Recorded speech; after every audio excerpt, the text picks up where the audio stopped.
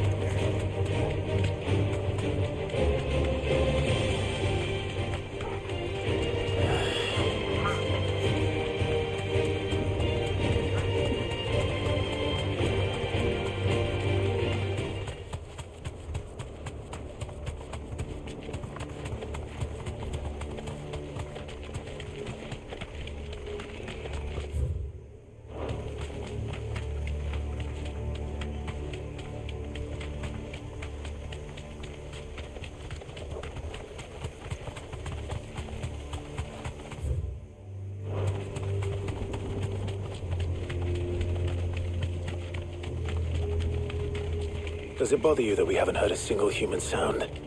Everything about this place bothers me.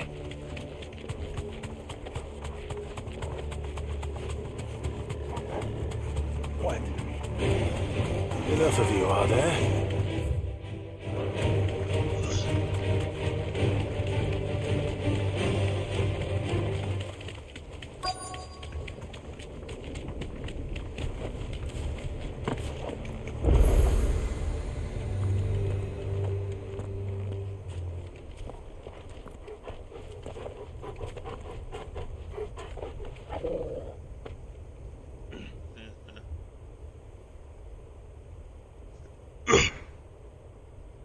The calm before the storm.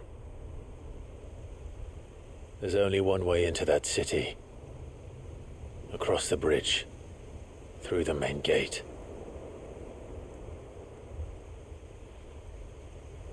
Right into the midst of whatever is left of the late King's army. Are you ready for this?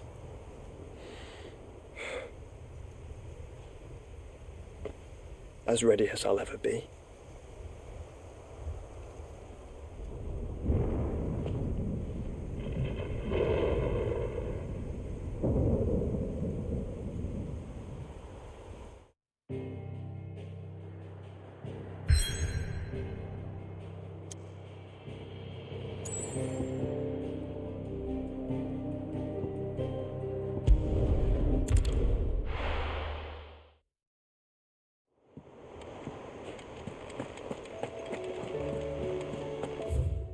Covered in nicks and lumps, the lot of them. It's a wonder they can still walk.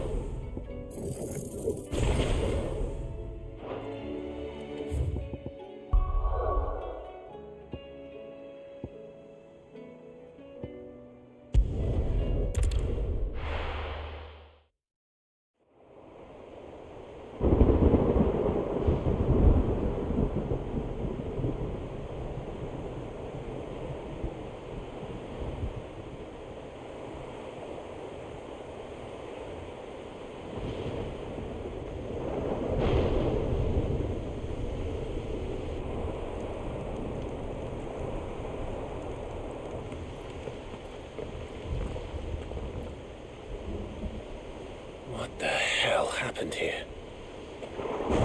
I dare not think. A stroke of good fortune, perhaps?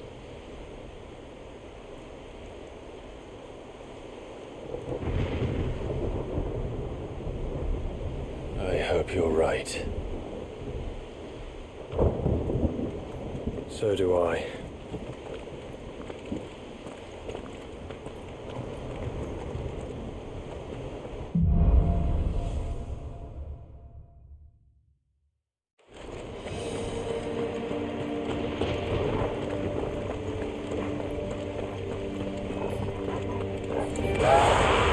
The ether has claimed them all.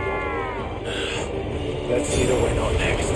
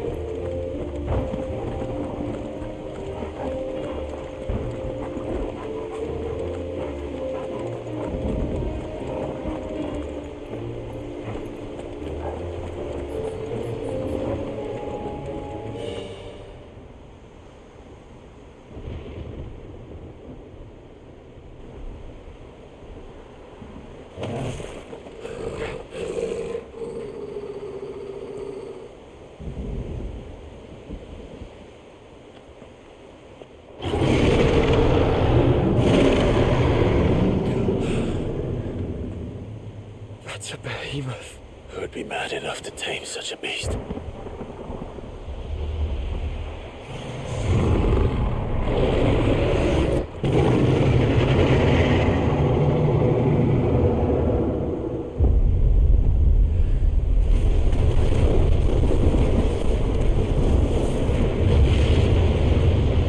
Stand back.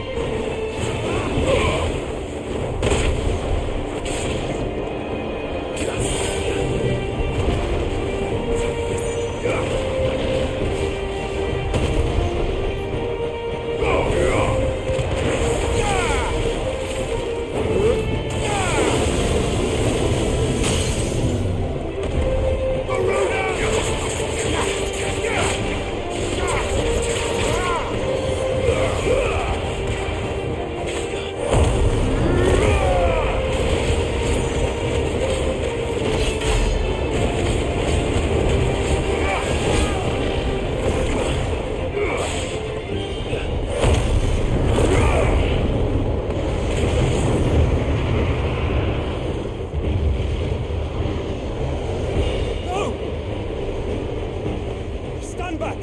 I'll conjure a ward.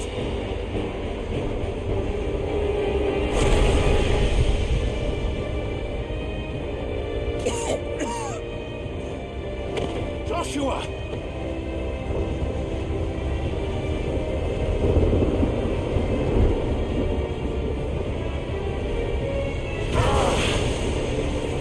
Desperate times. Clive, no! Trust me, I'm your shield, remember?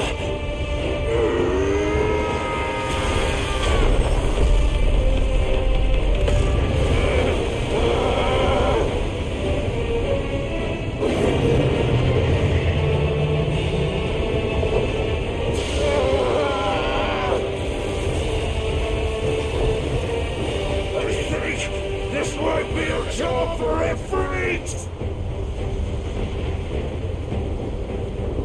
Why would you turn to him, brother?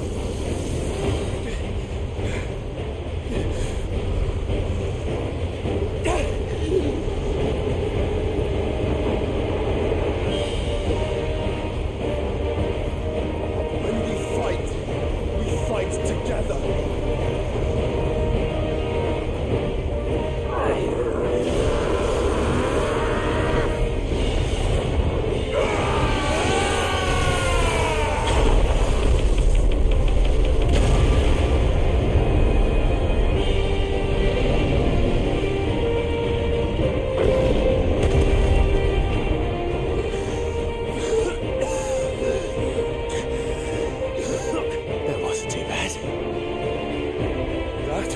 Was just the beginning.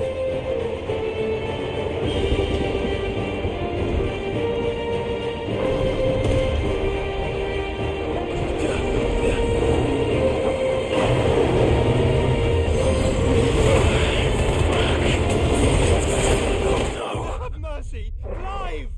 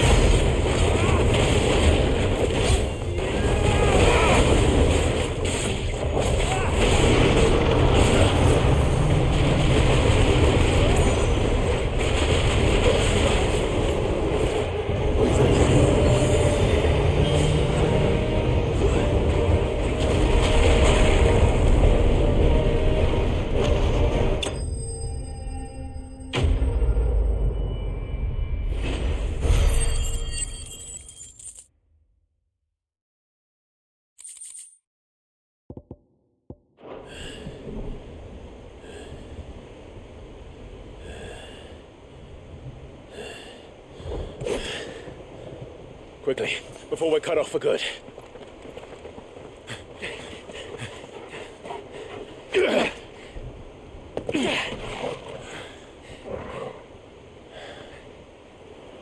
If it is like the others, the entrance to the inner sanctum will be at the foot of the crystal.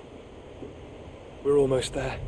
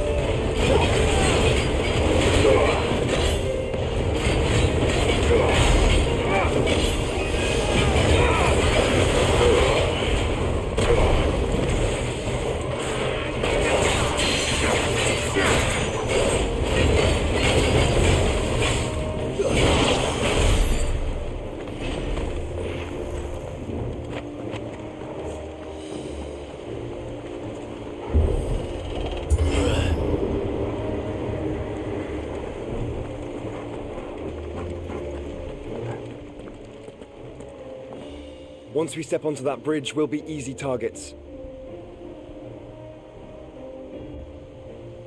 Then we better move quickly.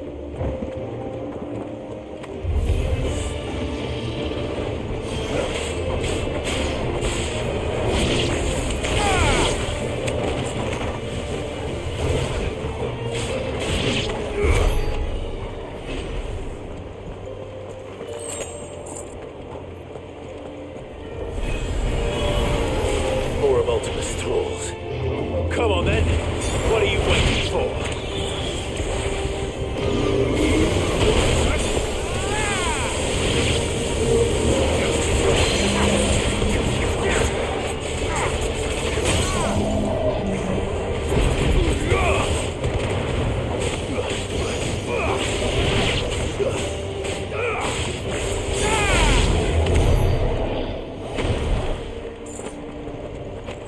I needed that.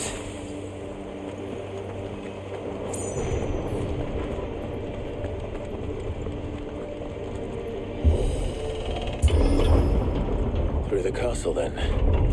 I don't see any other way.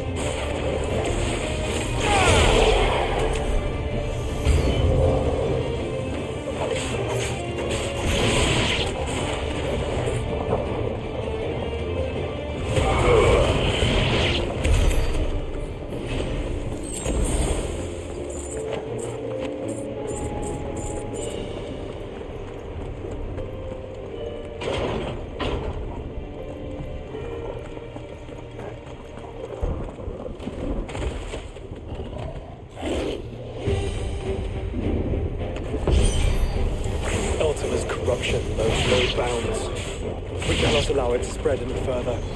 And we won't.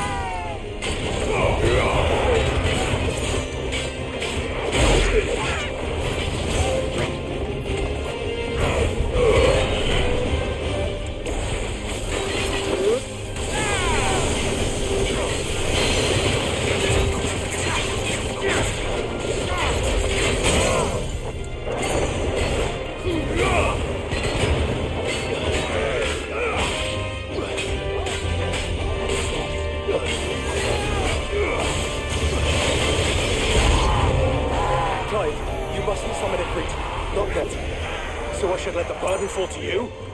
Yes, you should. Save your strength for the Mother Crystal.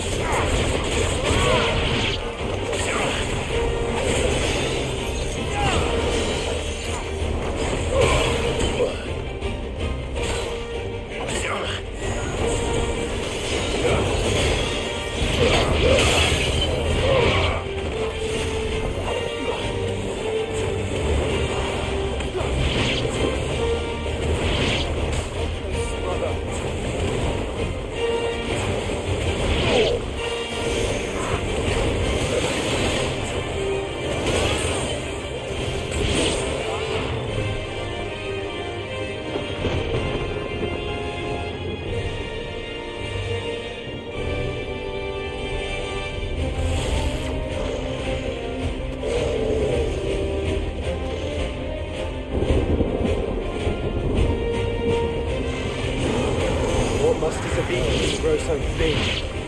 You don't want to know.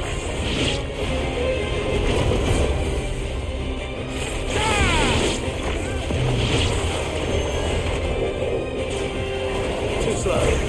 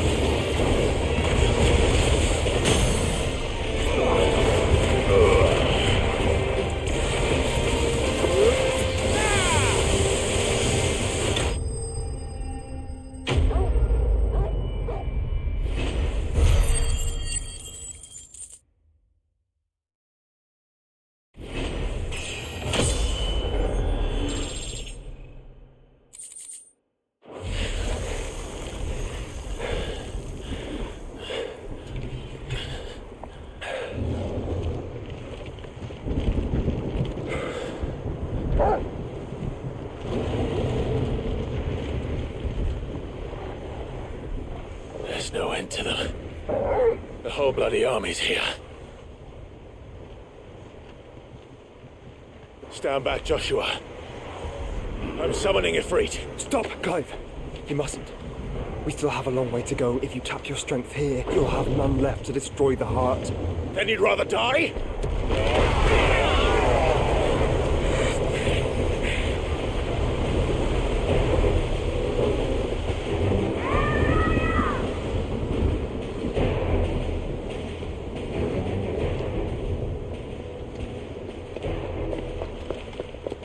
Jill!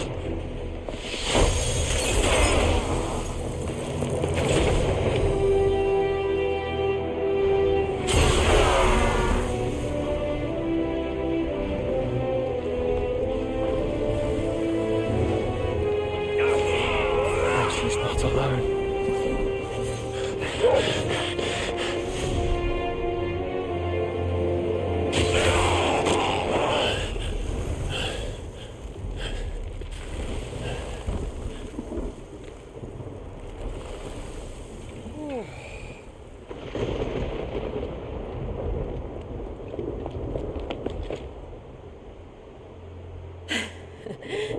Surprised to see us. How did you? Gav. He told us exactly where you'd be. Even sniffed out a crack in the castle wall. And when we saw the heavens come crashing down, we had no choice but to believe him. It's been quite a day. To what do we owe this honor? A debt I would see repaid. Prince Dion, It's good to see you well. So, this must be Ifrit. Your uncle bade me give you a message. Listen to your heart. Guide your steel true. Your father would expect no less. That is all. Thank you. For everything, Your Highness. Dion, please. You do realize the only thing we've freed so far is this wall from its foundations, right? Now, if your lord and ladyship's quite finished... Well said, Gav. We have work to do.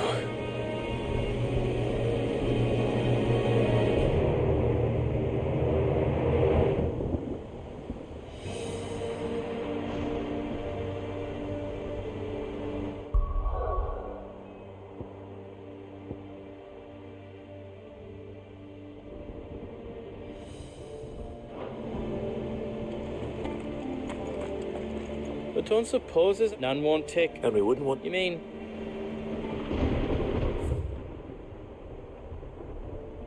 Let me show you me wares. Is there out else you need?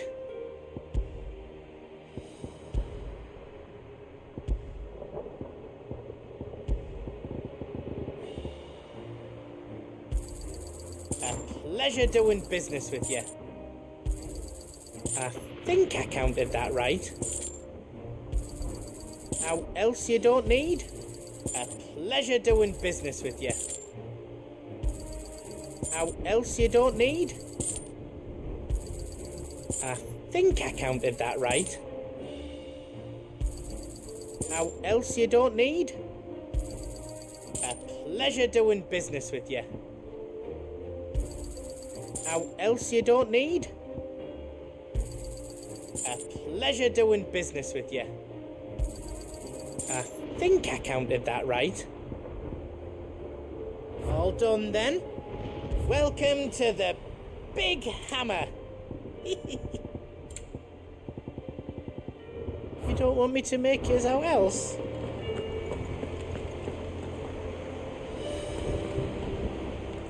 I couldn't have made it this far without you, Torgal.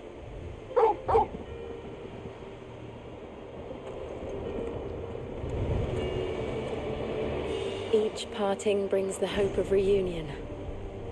I missed you, Clive. I missed you too.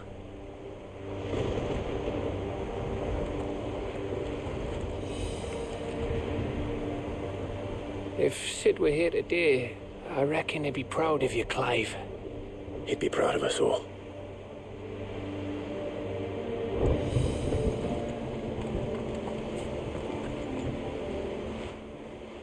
There is still much I would learn of your tale, once this day is done. Until then, all who might come between me and such knowledge shall answer to my spear. I do not envy them.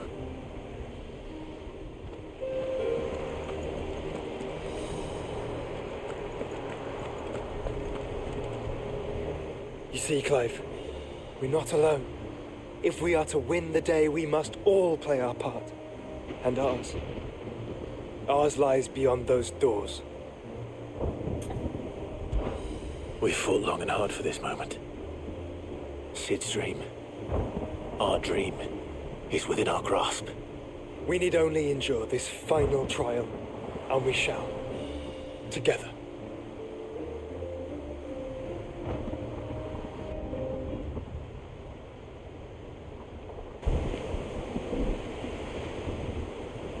You all know what it is that awaits us beyond this gate.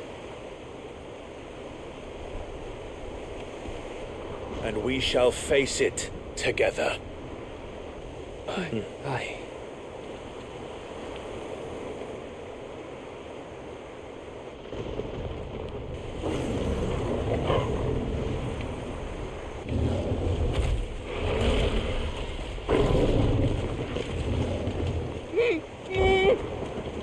It seems our hosts would rather we remain.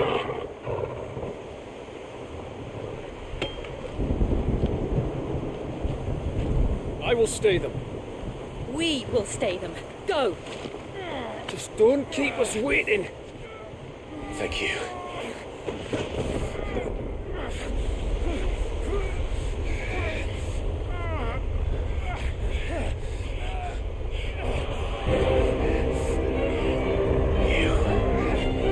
Welcome, sons of fire.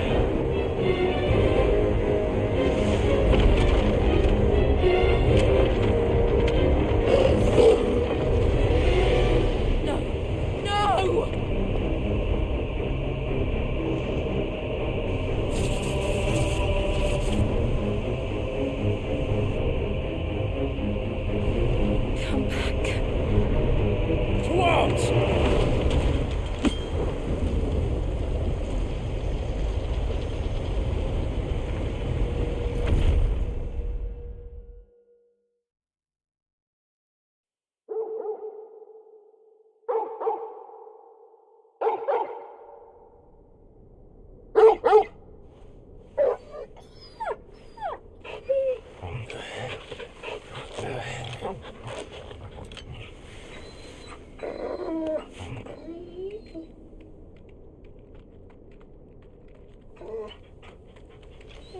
Joshua! Joshua! Wake up! Clive, is that you?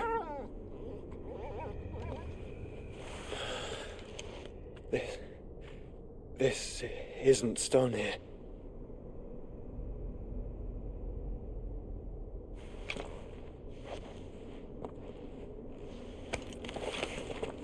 Welcome to our darkness.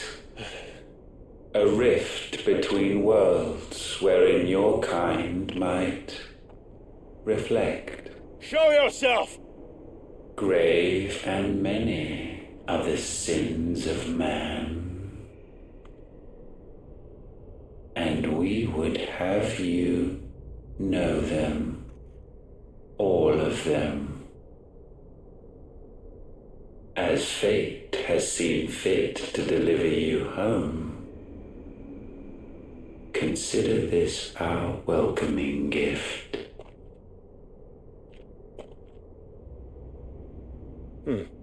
It would seem we are trapped. And the only way out is through Ultima. We find him and we leave.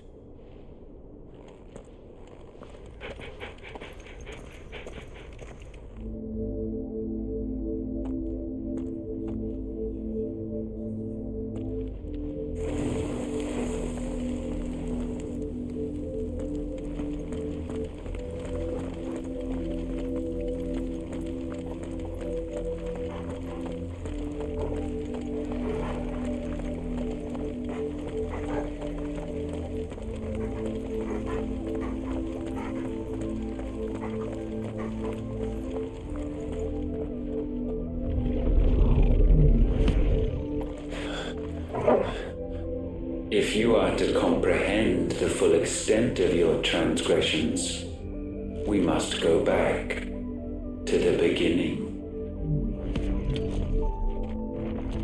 When the world was still young, we visited upon it a miracle, magic, and in its light did all life flourish.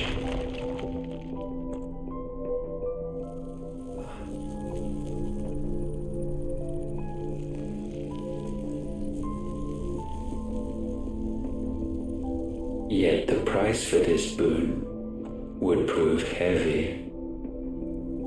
A pall descended upon the land, painting the horizon black as night. Though we labored to forestall its spread, in this one endeavor we stood powerless. And so we fled, that we might endure, that we might discover a means of salvation.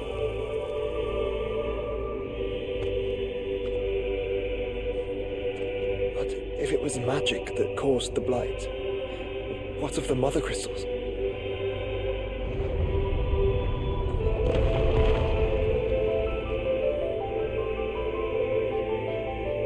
expect he'll tell us soon enough.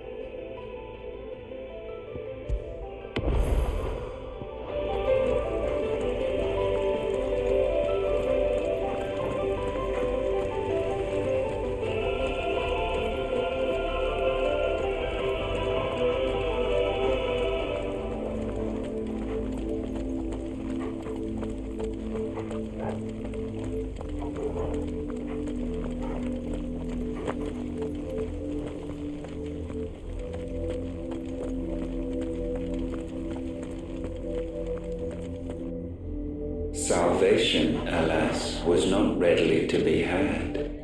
First we would require a land unvisited by the stain of corruption. An unprecedented journey lay before us, one beyond the limits of our fleshly bodies, and so we cast them off. Thus stripped to our very spirit did we find our new paradise. A land as pure as driven snow, Valisthea. There would the true work begin, for the black crept yet behind us. And soon did we arrive at a solution. The illness having spread to every organ, there was but one escape from this fate: to start afresh. With a new world. The one for which Barnabas labored. A paradise free from the blight where his God awaits. And where, if we only forfeit our wills and abandon everything we hold dear, humanity can join him. So, Ultima would have us follow in the footsteps of the king. And follow we shall. For now.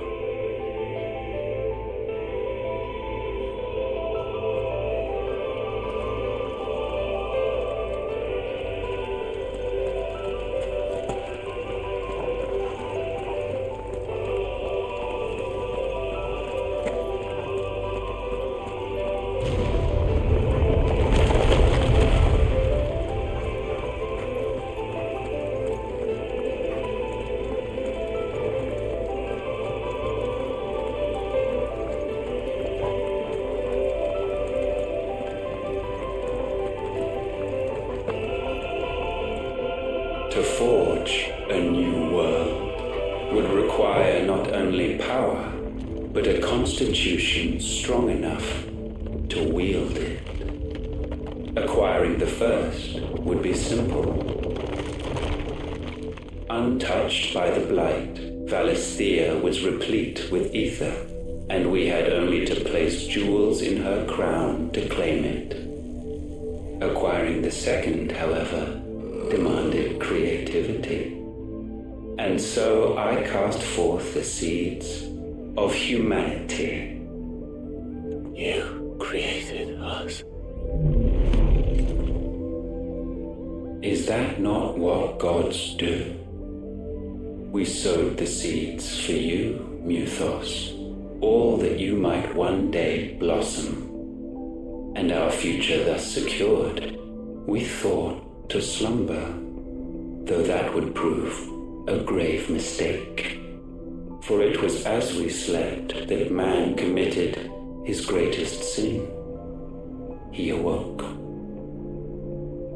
Alone in a world bereft of his God's radiance, he stumbled blindly, desperate for guidance. Finding no light, he sought to kindle his own. And from that single errant impulse was his will born. having discovered himself at last, man turned his eyes inward and found he desired evermore that which only magic might afford. So wars were waged and brothers slain for custody over that dwindling resource, and the land, she wept tears of black.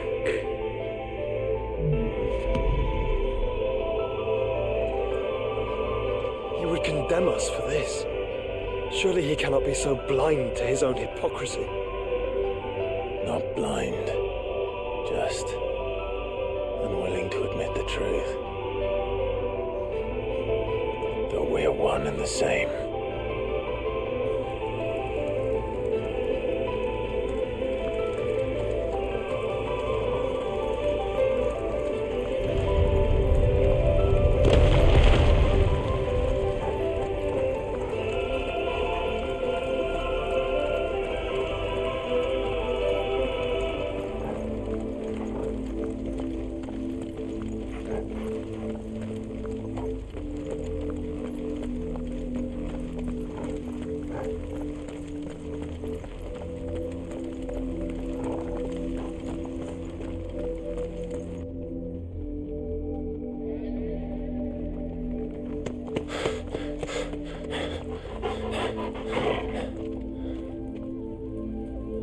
Is that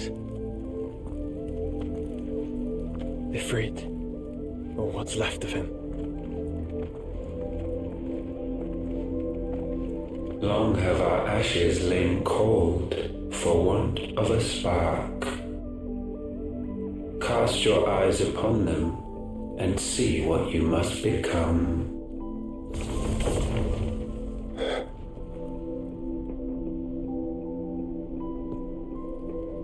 Valisthea cannot endure a second claim upon her being.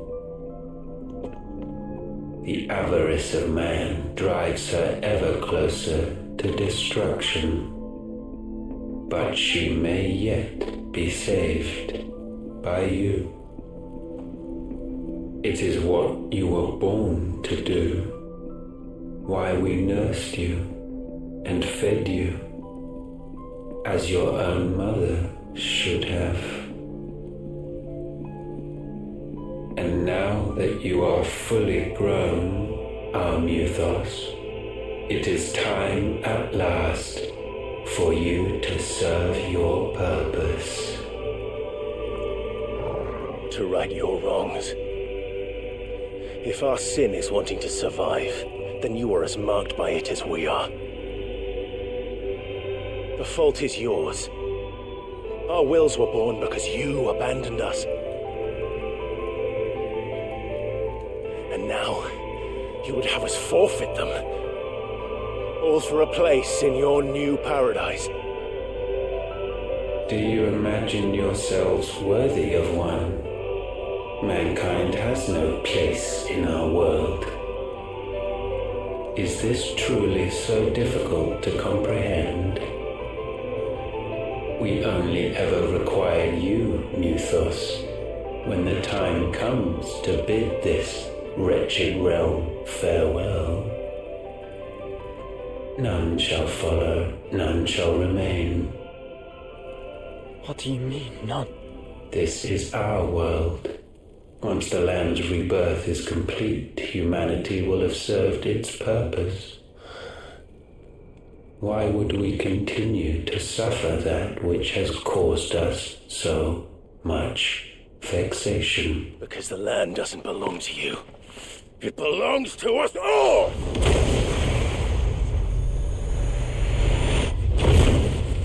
What? That is where you are mistaken. You own nothing but your precious will.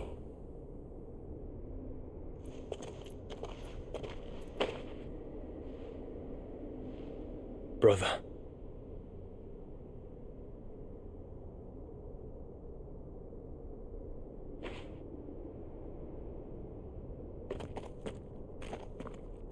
I can't do this alone. And you don't have to. I grow weary of your dissent. Now you must learn that this master will not tolerate disobedience.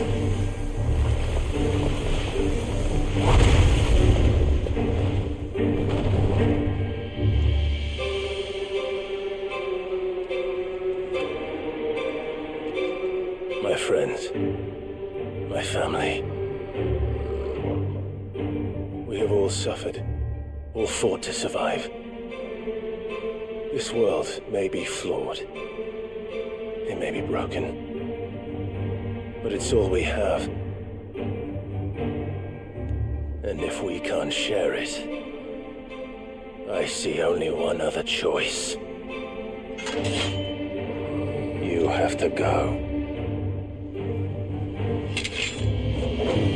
You may have created us, Ultima. But it's time we lived on our own terms. This isn't your world anymore.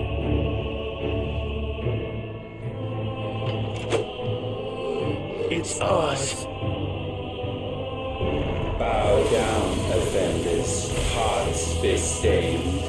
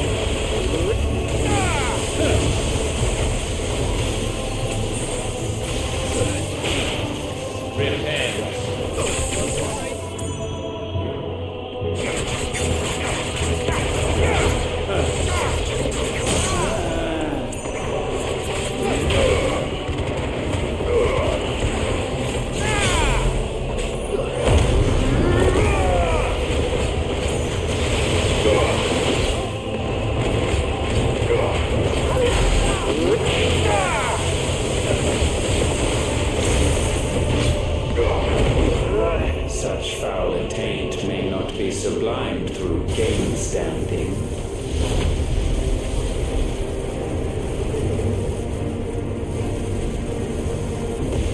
Only with heads hung low is penance paid. O wretched mortals incapable even of contrition, in fitting season shall we reap our harvest.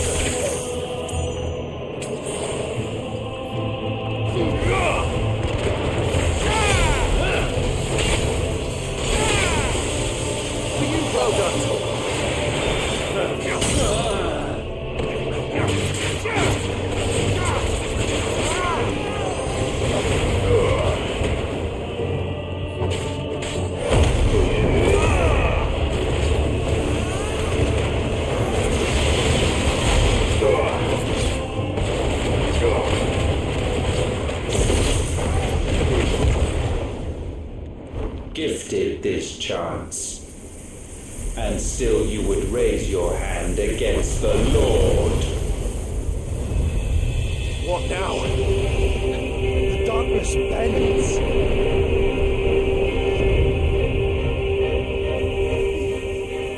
He means to end us. It wouldn't be the first time. But let's make it his last. Your fate is inexorable. Surrender the vessel unto the darkness.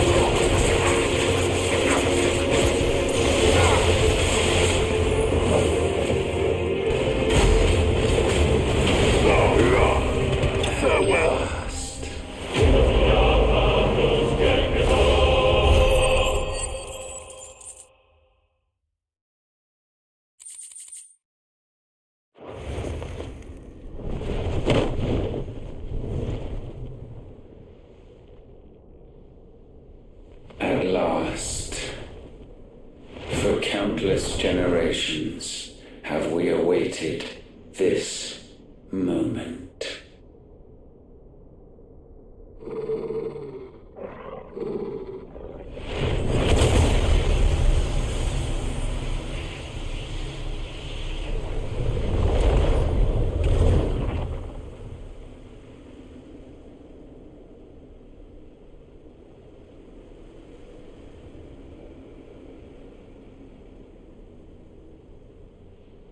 Your struggles have made you strong, yet your soul remains heavy with sin.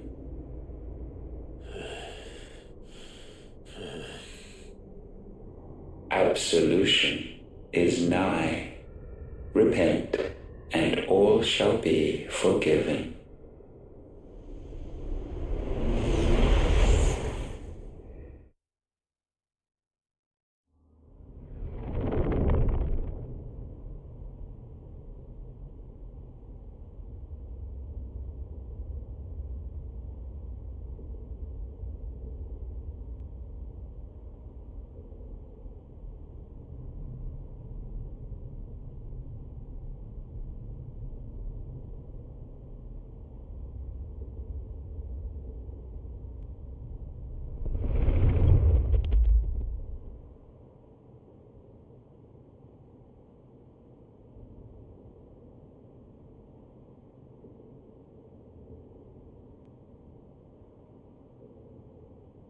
Tell me, Clive, how many lives have you saved since taking my name?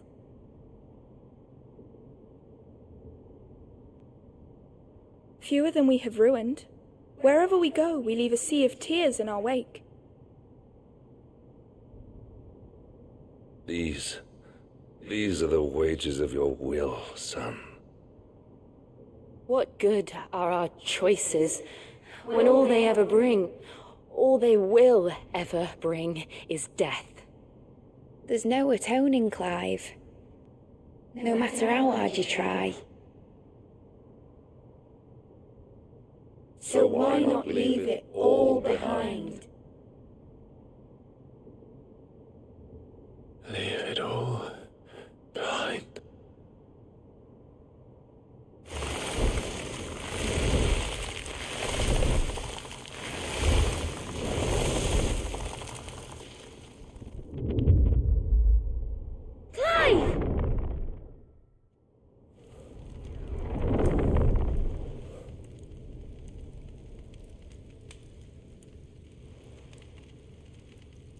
Please, won't somebody save me? Won't anybody love me? I yearn, yet still she is not mine. Have I not given enough? From will is born desire, and it is this which consumes you, rendering you incomplete.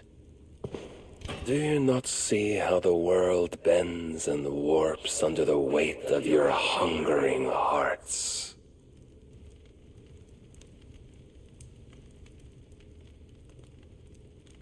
What if it could all just go away?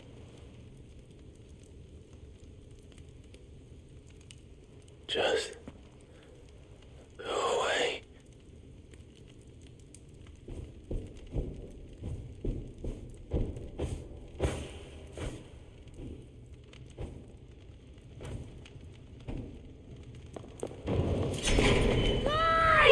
Clive!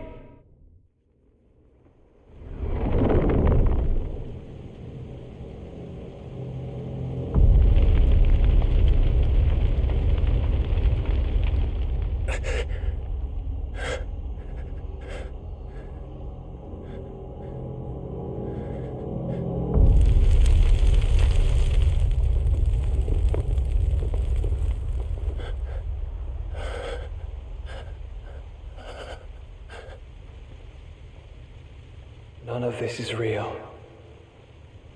Wake up. It's time to go home, Clive.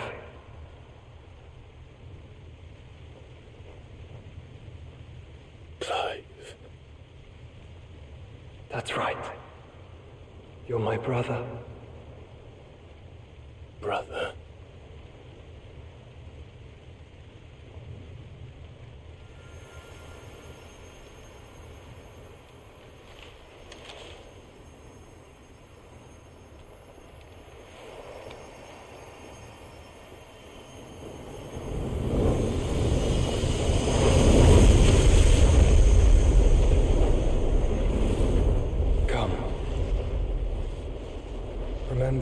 are.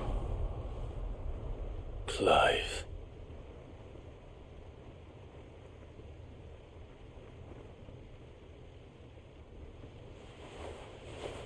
Once more, lest you forget.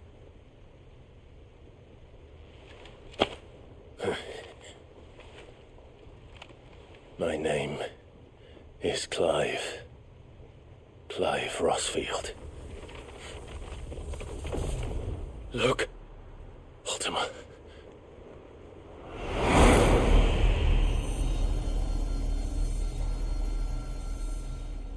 Even here, the light of the vessel's will cannot be quenched. And the Phoenix, his trespass should not have been possible. Not possible unless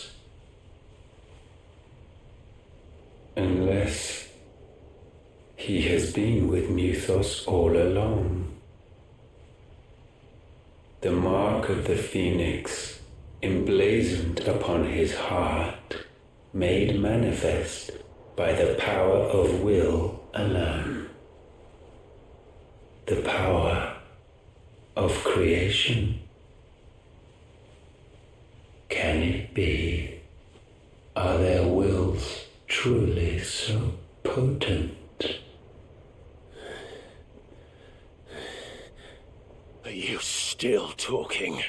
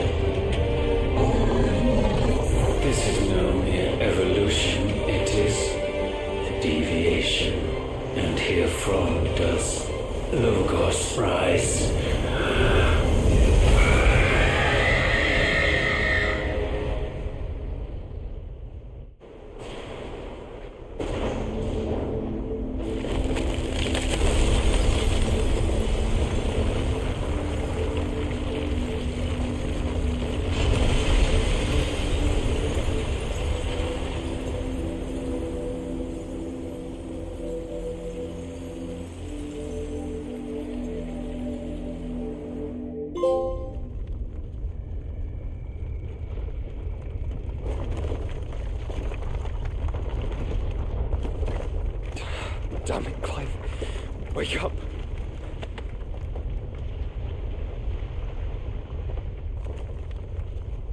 That.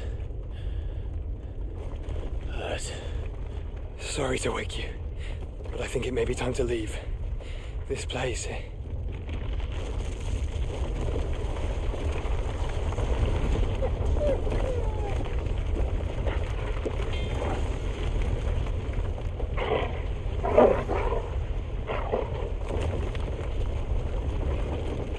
Once again does my creation stray from the path laid before it. Steeped in conceit, you fancy yourself a god. You embrace Logos. But we will put an end to this hubris. What are you talking about? In the halls of origin does our true power quicken. And there shall you be made complete. Soon, Muthos, soon you will discover how little you know of suffering.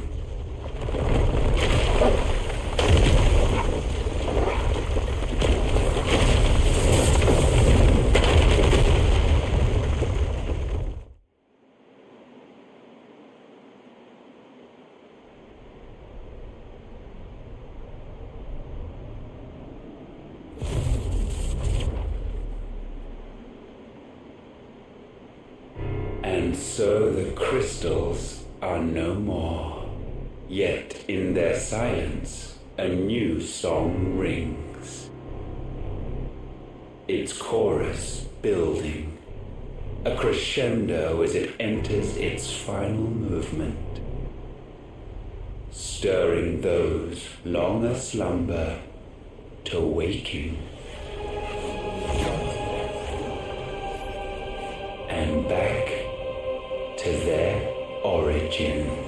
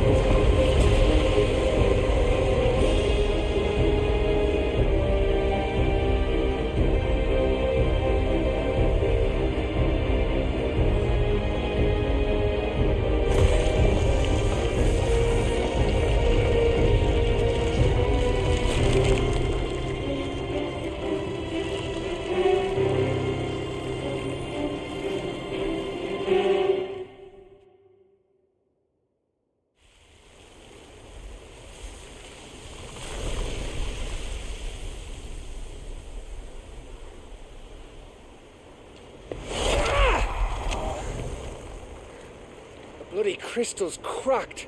So where the hell are they?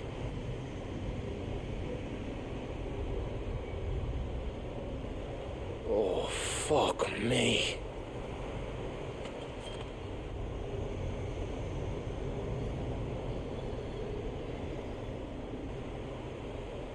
Is that ether?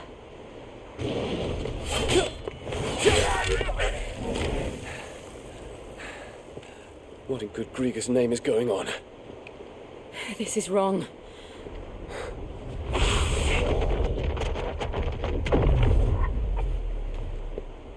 Are we back? Clive! Joshua! Jill!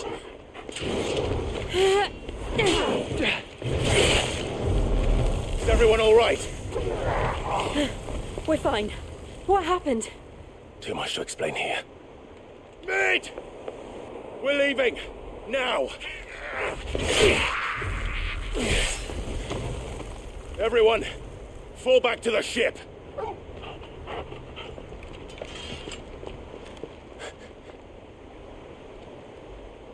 I will be with you anon. Thank you.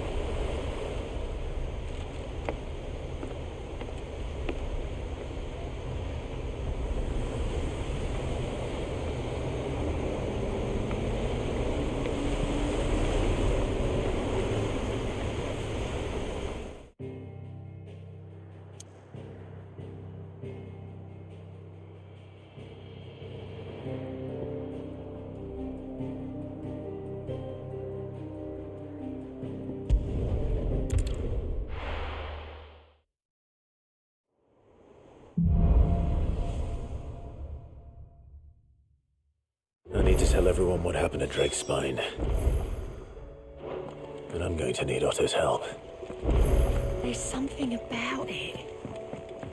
I feel like it's calling to me.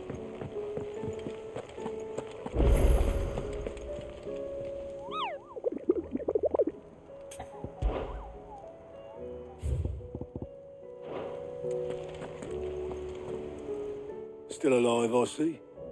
Something tells me that I saw on the horizon is your doing. How'd you manage that? It's a long story. One that I'd rather only tell once. Right. All hands on deck then.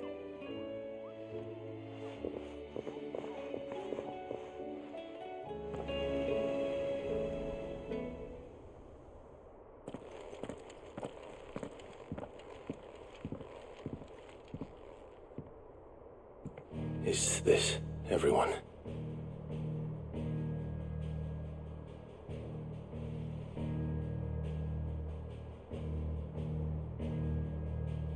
As I'm sure you've all guessed, the crystal which now commands the eastern skies was summoned by Ultima.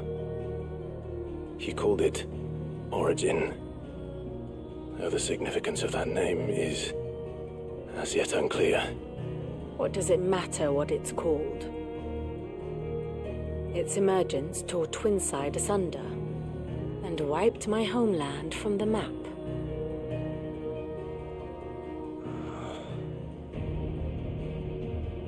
Mention of the Dominion spires can be found in the oldest of Valisthian records.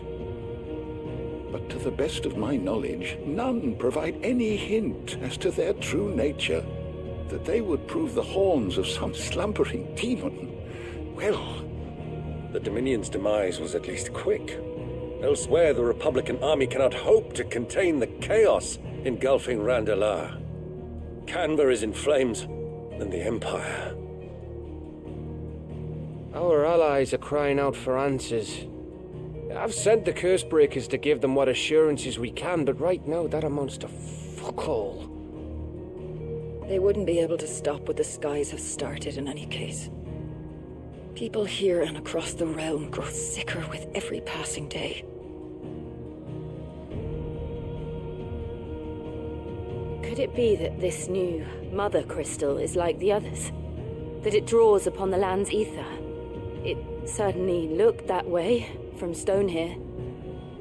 If that were true, it would explain the hastening spread of the Blight since the crystal's appearance. Would it not?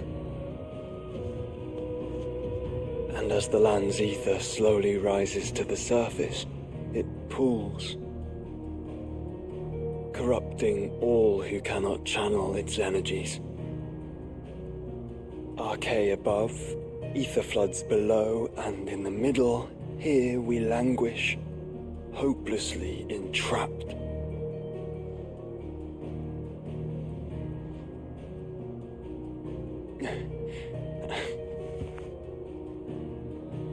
It's all right. When we faced him at Stone here, Ultima told us his true power quickens in the halls of Origin. Needless to say, we cannot allow that to continue. If we are to stop him, we will have to find a way into the crystal. How are we going to manage that then? It's up in the sky. And fast as she is, the Enterprise can't fly.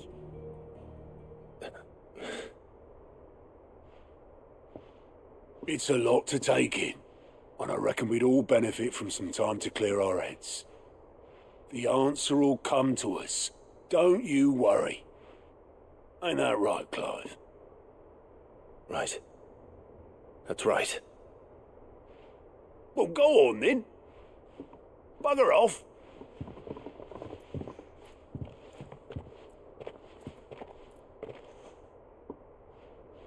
Same goes for you, Clive. You won't solve anything like this. Trust me. Go and get some fresh air, eh? Thank you.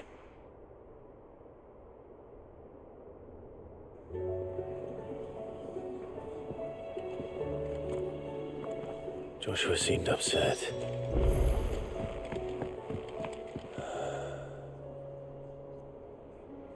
There is much to consider.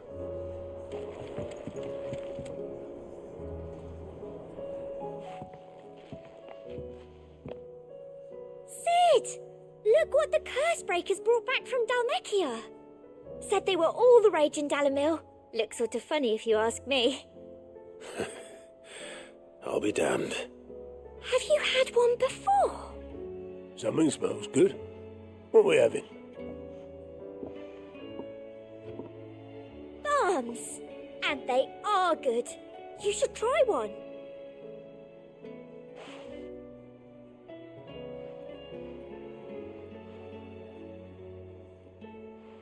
Eh? The bloody great hole in it. Who ate the rest? It's supposed to be hollow, silly. Haven't you ever seen Drake's Fang?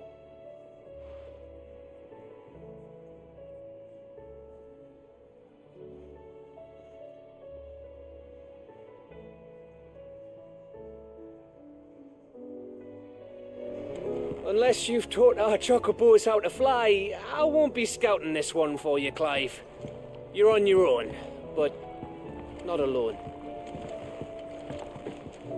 You look like you could do with a drink. Oh, you're not leaving already, are you? Always one more job to do, isn't there, Clive? What can I get you, Sid? Might be a mo.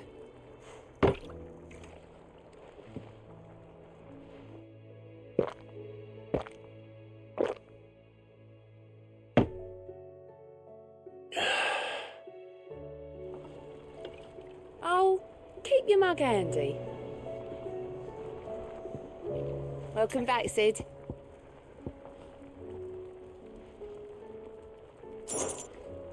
Well, someone's in a good mood. Drink up, you lot. The next round's on Sid.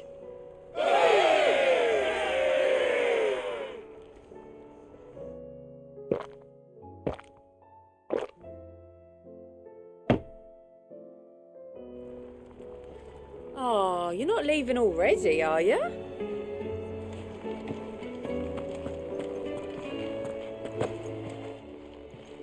Still alive, are you?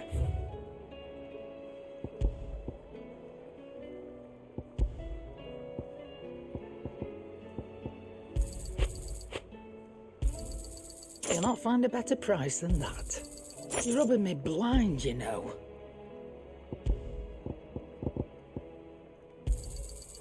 I reckon I can find a buyer. I'll be thankful you got that much. Come again. Oh, don't. I'm not much bothered either way.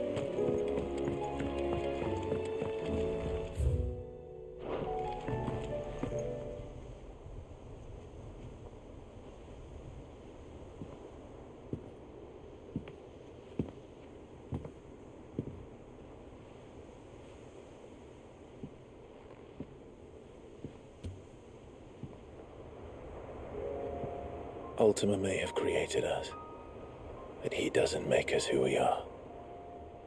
Only we can do that. And if he would have us fight for our survival, so be it. It's what we've been doing all along.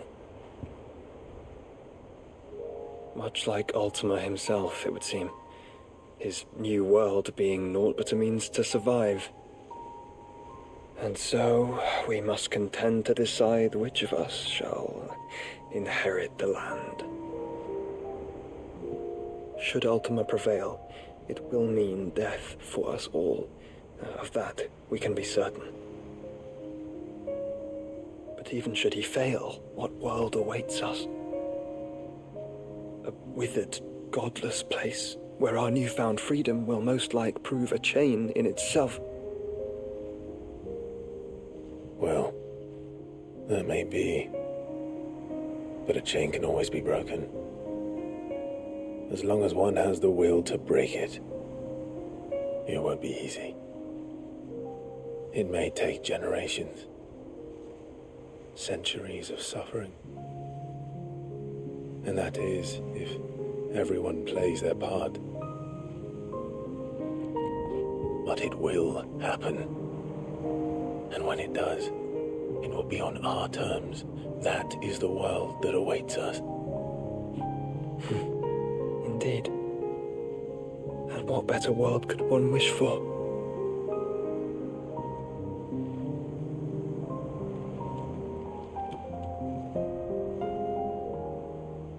But first, we have to reach that crystal. Then it's a good thing I have wings. You can barely stand, let alone fly. And only the Founder knows what horrors await in those skies. Are you certain about this? Am I certain? I am the Phoenix. I will do what I must. This is our fight. Remember?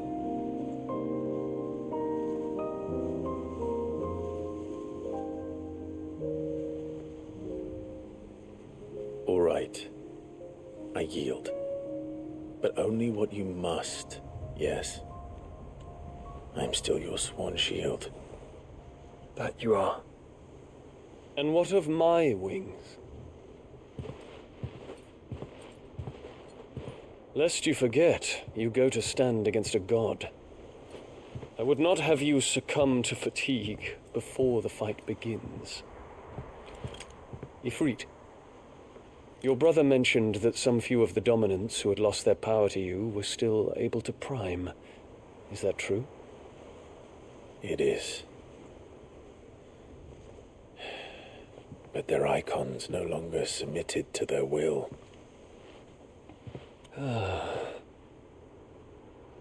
Then mine will have to be stronger. That you both might save your strength for the battle to come. You don't have to do this. If you do, there's a chance you might lose all you have left.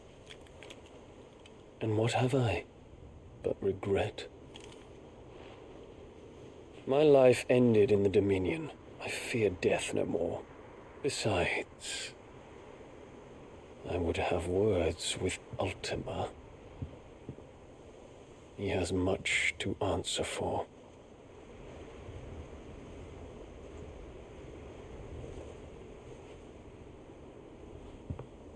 We are in your debt, Dion.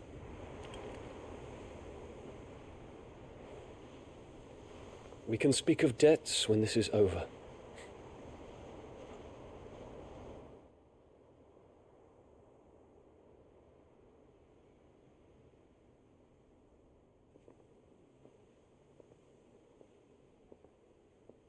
He speaks like a man who knows he's not coming back. And has come to terms with that. That doesn't mean that we have to, does it, Clive? Time to talk to Jill. I only hope she understands.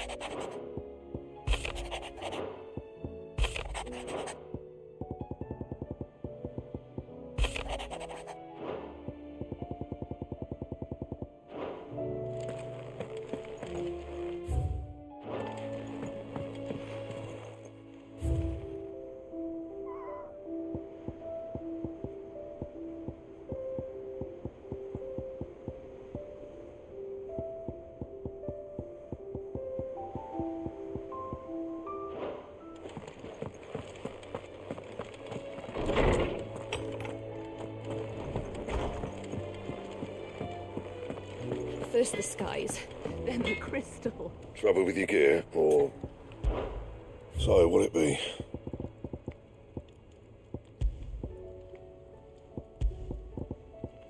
That it? Fine.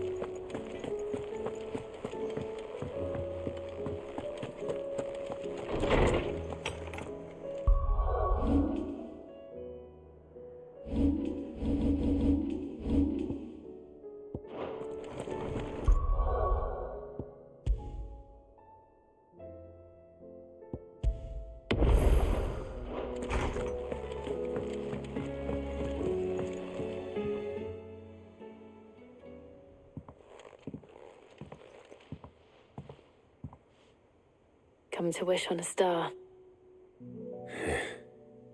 That might not be such a bad idea. This is it, Jill. You know what I have to do. Why I have to do it. There's no turning back now. This is where our journey was leading us. Where it will end, for better or worse. I could pray to Metia for you. But you'll be all right, won't you, Clive? You always are. I did promise we'd watch the moon together. I'll be waiting.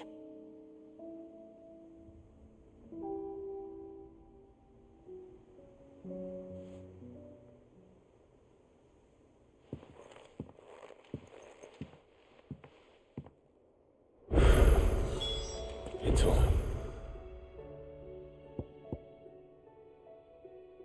It's time. Better make sure I haven't forgotten anything.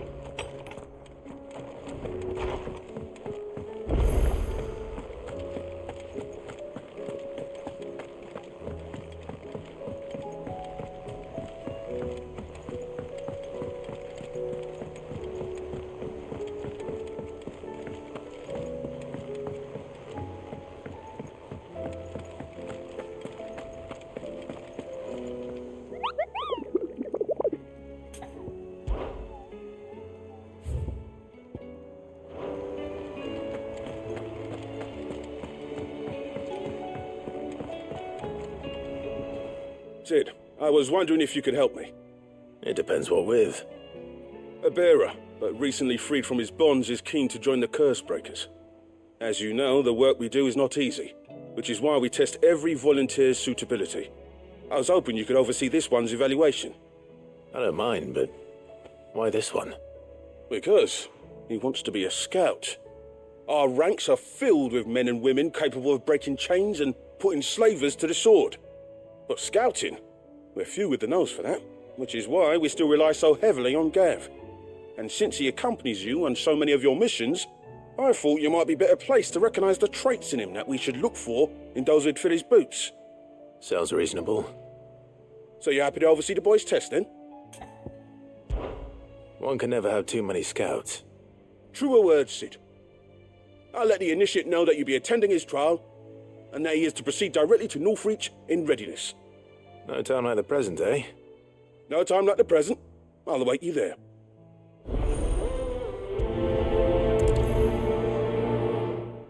Northreach.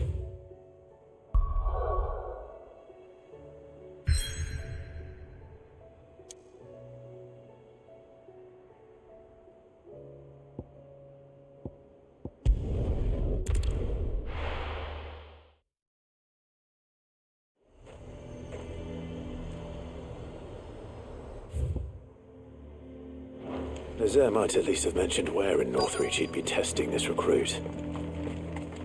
I've nerve. Well met, Sid. This is the initiate. Ember, present yourself. At your service, Master. Please, just Sid. There are no masters here. Your life is your own. Oh, of course. Thank you, Sid. The sergeant says you'll be evaluating me at my trial. To become a scout, yes. You are aware of the dangers inherent in that role. I am. But I swore I'd face them. Just like the man who saved my life. And who would that be? Gav.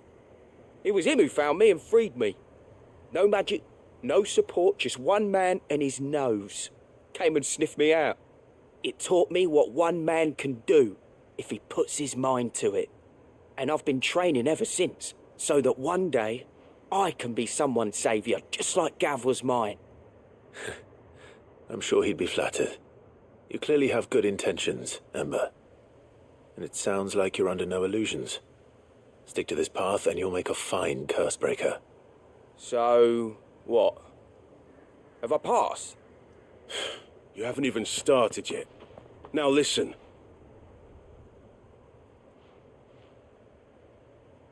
Not far from here is an Imperial lookout, Eastwatch. The guards there record all their sightings in a logbook. You are to find it and bring it here. And bring it here, right. Anything else? No. Sneaking into a heavily guarded Imperial outpost and stealing the logbook would be quite sufficient.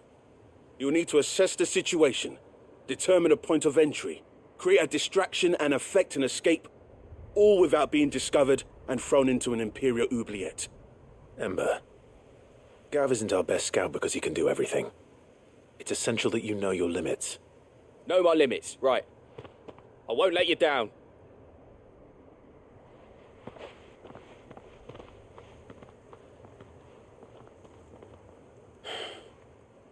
It shouldn't be as dangerous as I made out.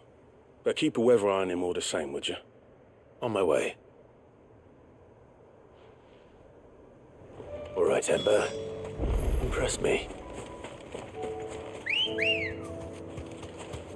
Let's go.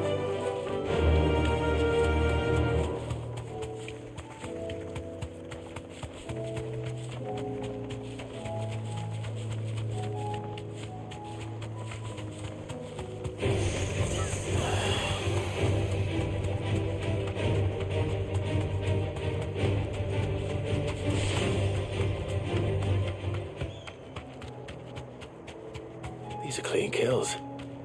Perhaps young Ember really is ready. Or maybe not.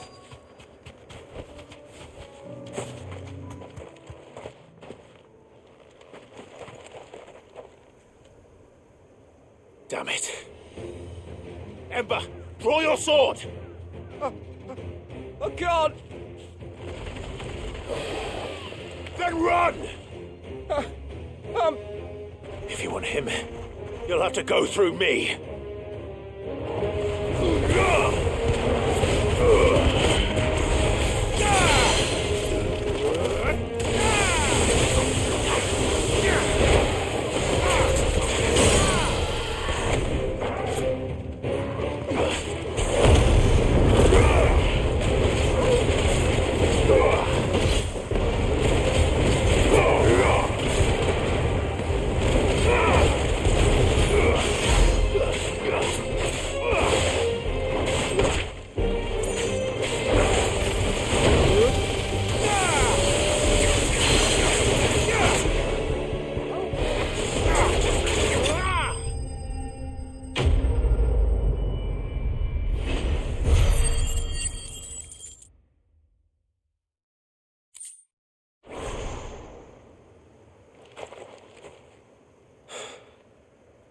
Ember, are you...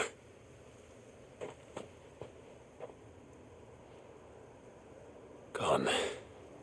Of course. Scouts really are a rare breed. Back to Northreach it is then.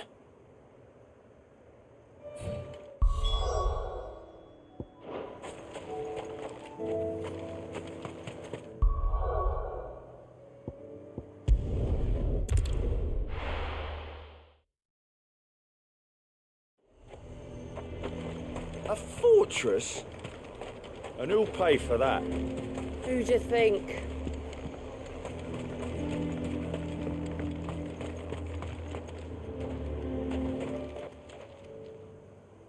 I didn't expect you back so soon.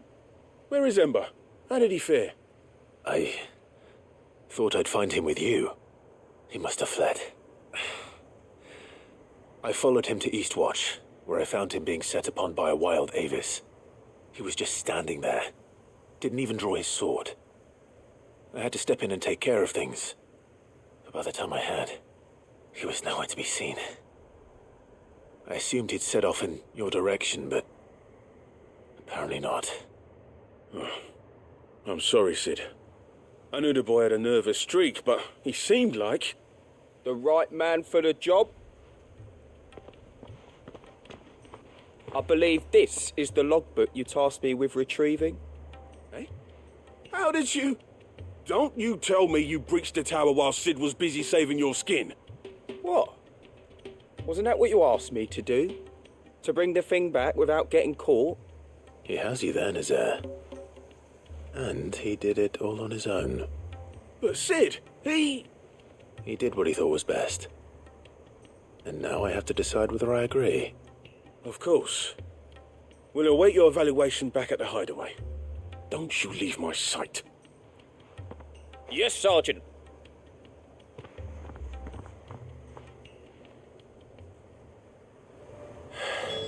This won't be an easy decision.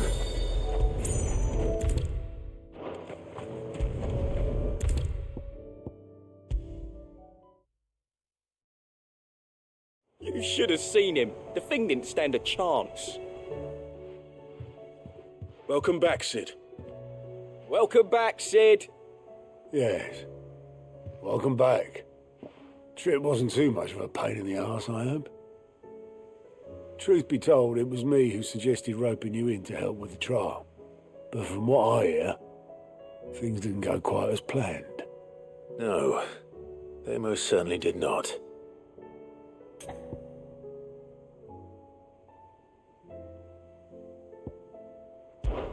When faced with an unexpected foe, Ember froze. He did not run. He did not fight. Had I not been there, he would be dead. It would be too great a risk to send him out on a mission alone. Thank you, Sid, for your honest appraisal. Ember, you braved the tower and emerged unscathed. Yes, but only because Sid saved your skin. To me, that's no better than being caught red-handed. You failed the test. Wait, Sergeant. Ember still has much to learn, it's true. And this time he was found wanting.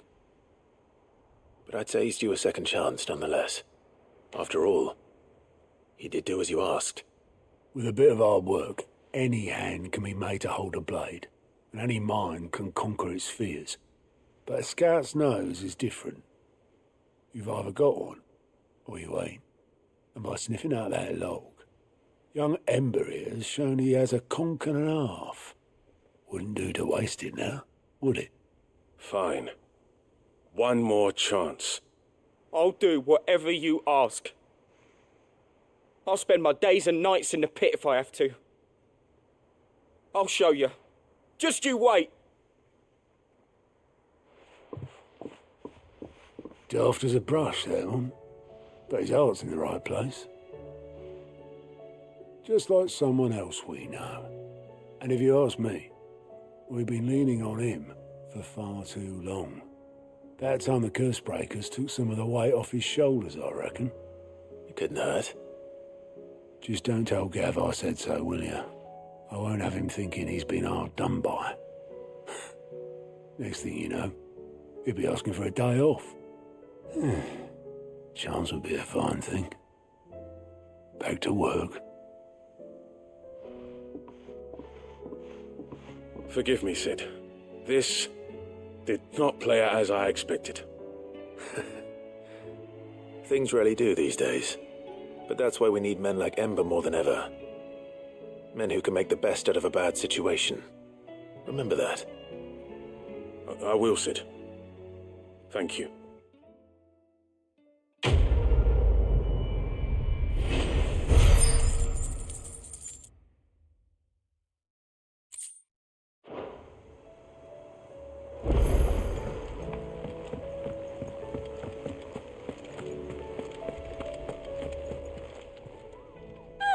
I wasn't expecting you back so soon.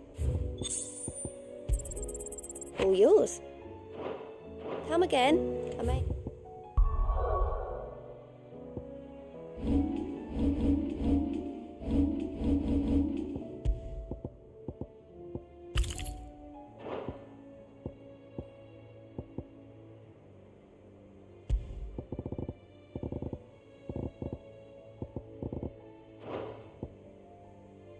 Have more for you.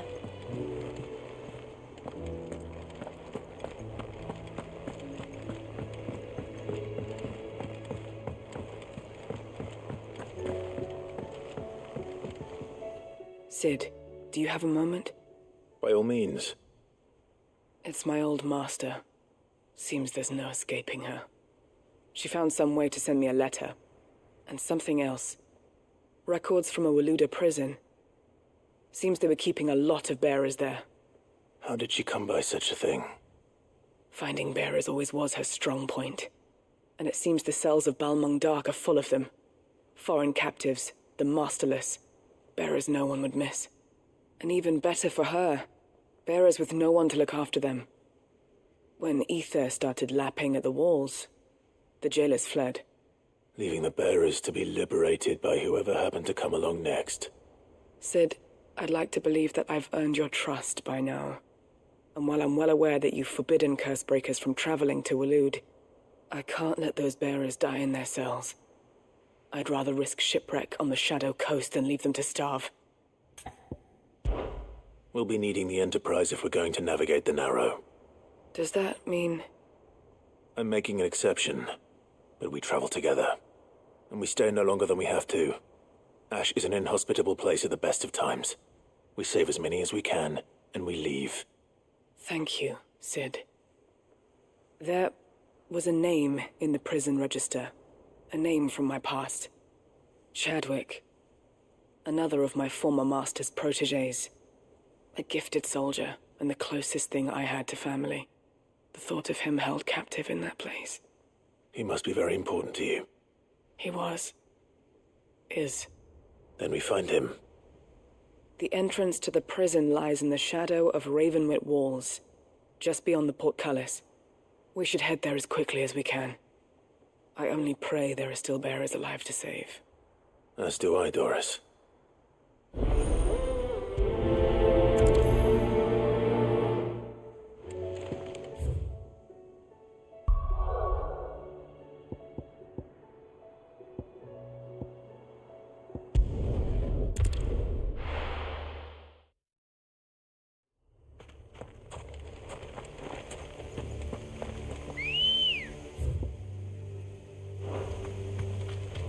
Come on.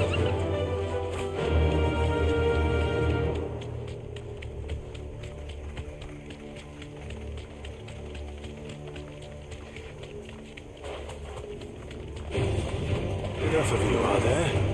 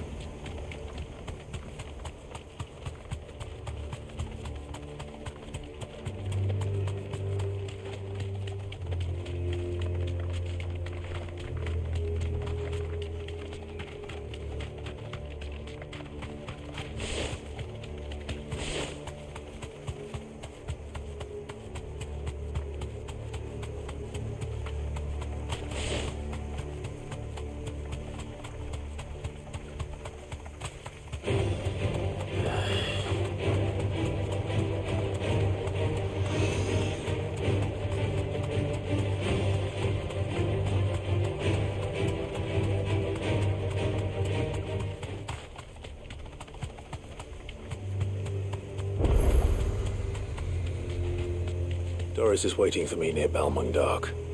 The longer she's out in the open, the more likely she is to be found by a Kashyyyk. I need to hurry.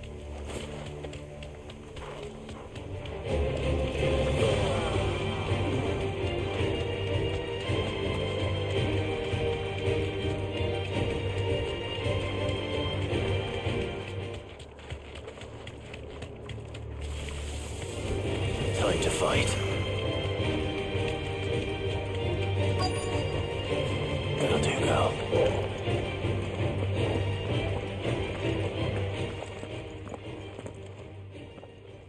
There were no guards, I take it. None manning the gates, no. It's a different story inside, though. The corridors are crawling with the Kashyyyk. Most likely guards left behind when the wardens ran. If Chadwick was being held here, I worry that he may already be. Don't give up hope just yet, but let's move quickly. Let me check the ground floor. The ether's thickest there. Then I'll search the upper level. Good luck, Sid. Stay safe.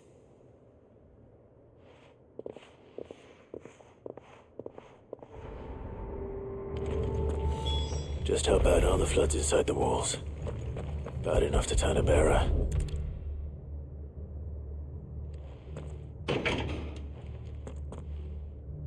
Locked up tight.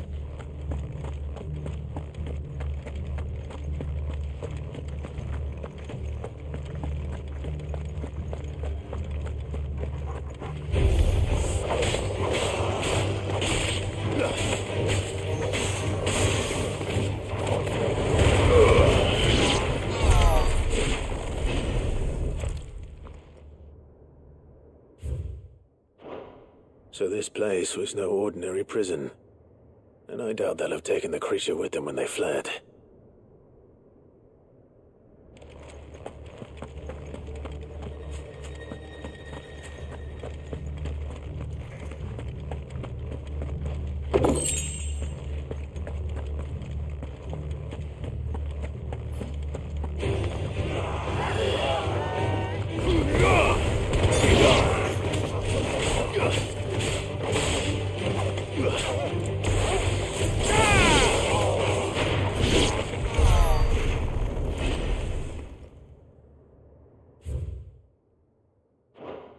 Minimal loss of Waluda lives. And what happens when they run out of bearers? Even the Imperials take better care of their branded than that.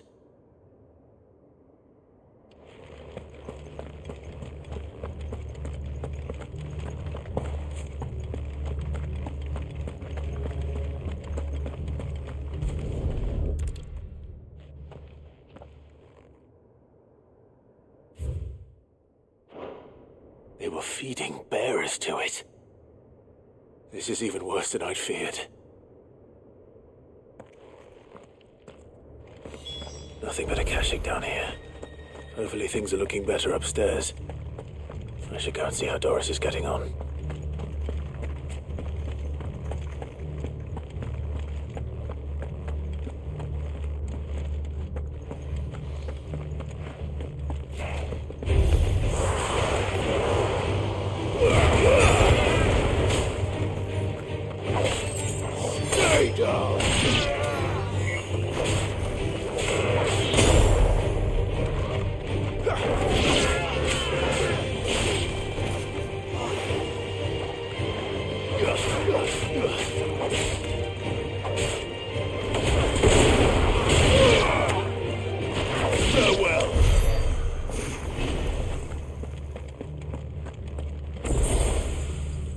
No lock downstairs. But I did find out that this place was more than just a prison. Something far more sinister was happening here. I know. I've been reading some of these documents and... it can't be true, can it? Bearers die every day in service of their masters, but this is so much worse. Pitting bearers against a wild beast armed with nothing but their wits? And all in order to bring about more death. And not just those who could fight, but the elderly, children even, and those who wouldn't or couldn't were disposed of. Whatever that means. I'm afraid it means they were fed to the monstrosity they kept here. Then we're too late. And I was a fool to bring you here. Don't say that. Did you find anything else?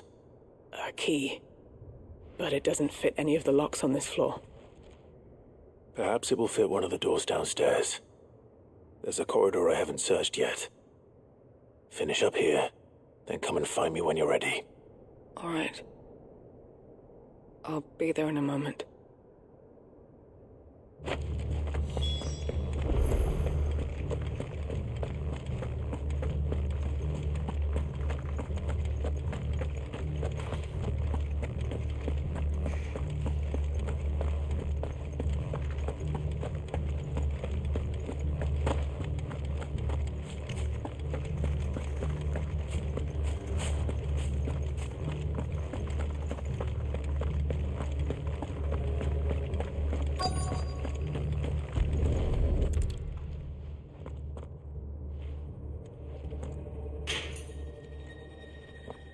Let's see what we can find down here.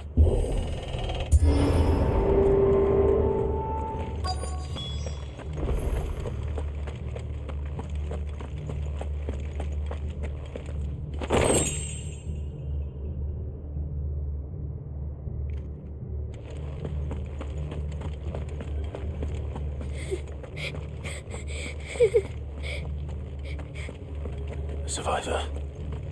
And she sounds close.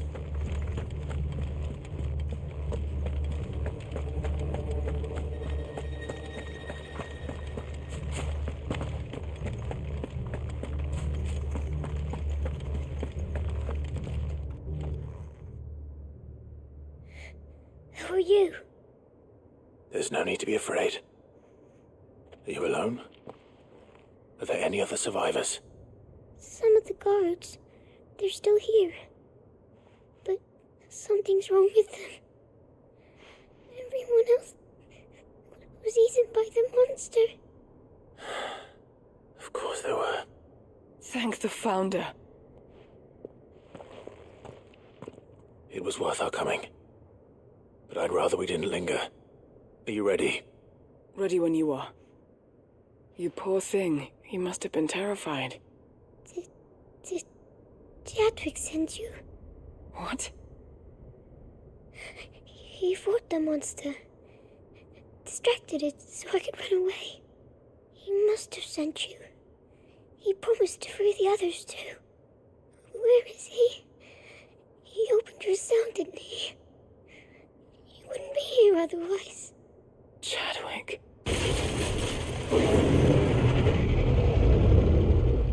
Was that? Monster's back! Chadwick, help! We have to get out of here. Doris, keep the girl safe. All right. You put that bearer-eating bastard in the ground. It's out there waiting for me. I can't let it live. Not if it's got a taste for bearers.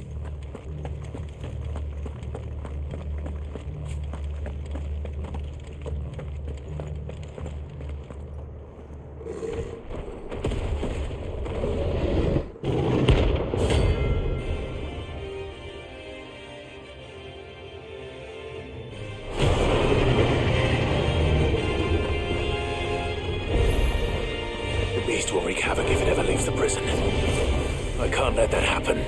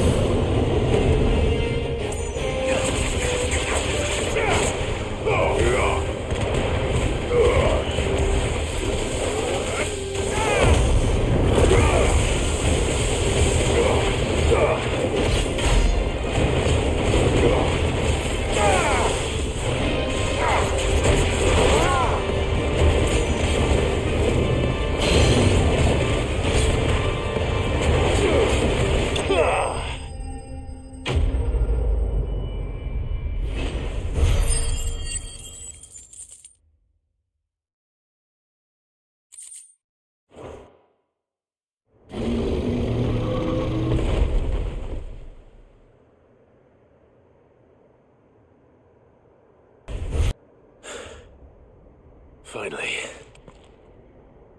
Sid, are you hurt? I'm fine. I think.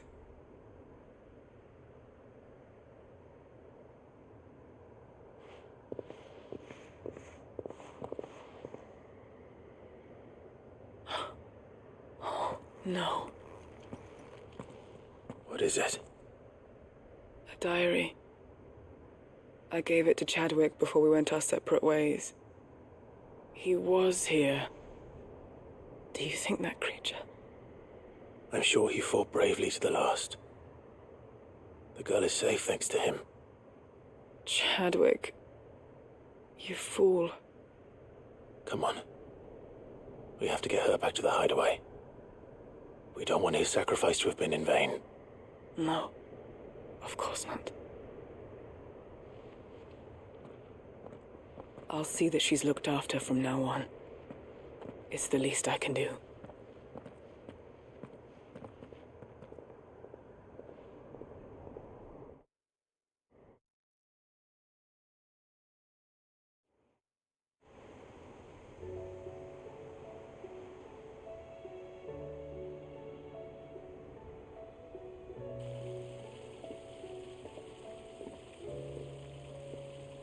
From what I hear, you've barely left the girl's side in days. I hope she's recovering from her ordeal. She is. Slowly but surely. She's far tougher than she looks. I thank the flames we found her.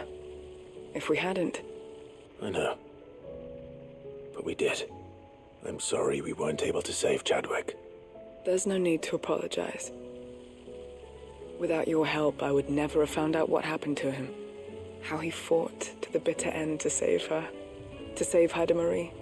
That's the man I remember. The man I thought of as a brother. I wish I could have met him. I'd like to hear more about your past. If you don't mind, that is. Of course. You already met my former master. She trained Chadwick and I to do two things.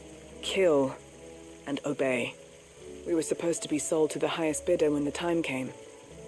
But no bid was ever high enough to convince her to part with us. For years we were her daggers in the shadows. But we could never quite shake our doubts about the things she made us do. And then, one day, we just couldn't do them anymore. So we escaped. But staying together was out of the question. They would have found us too easily.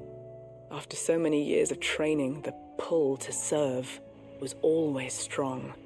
It scared me to think he might have taken another master, become a dagger in someone else's hand. But even in captivity, the battles he fought were his own. And he died not as someone's tool, but as a hero. Haida Marie is proof of that. Bearers can cast off their shackles. And the Cursebreakers will show them how. I'll fight until my dying breath to see it done. For Chadwick, and for all of us. Thank you, Doris. We'll be counting on you.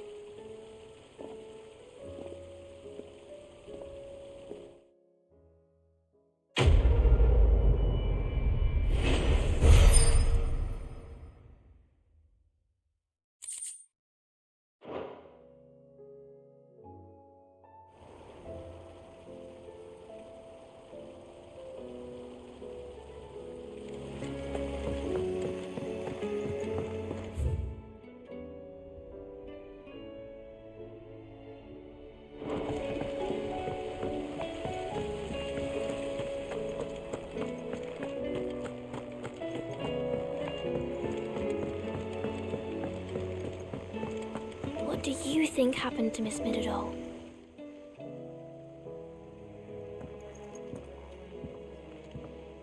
Sid, you have to help us. With what? You didn't take apart another of Mid's contraptions, did you? No. Well, yes. But that's not what we want to talk to you about. It's Miss Midadol. She's been acting strange.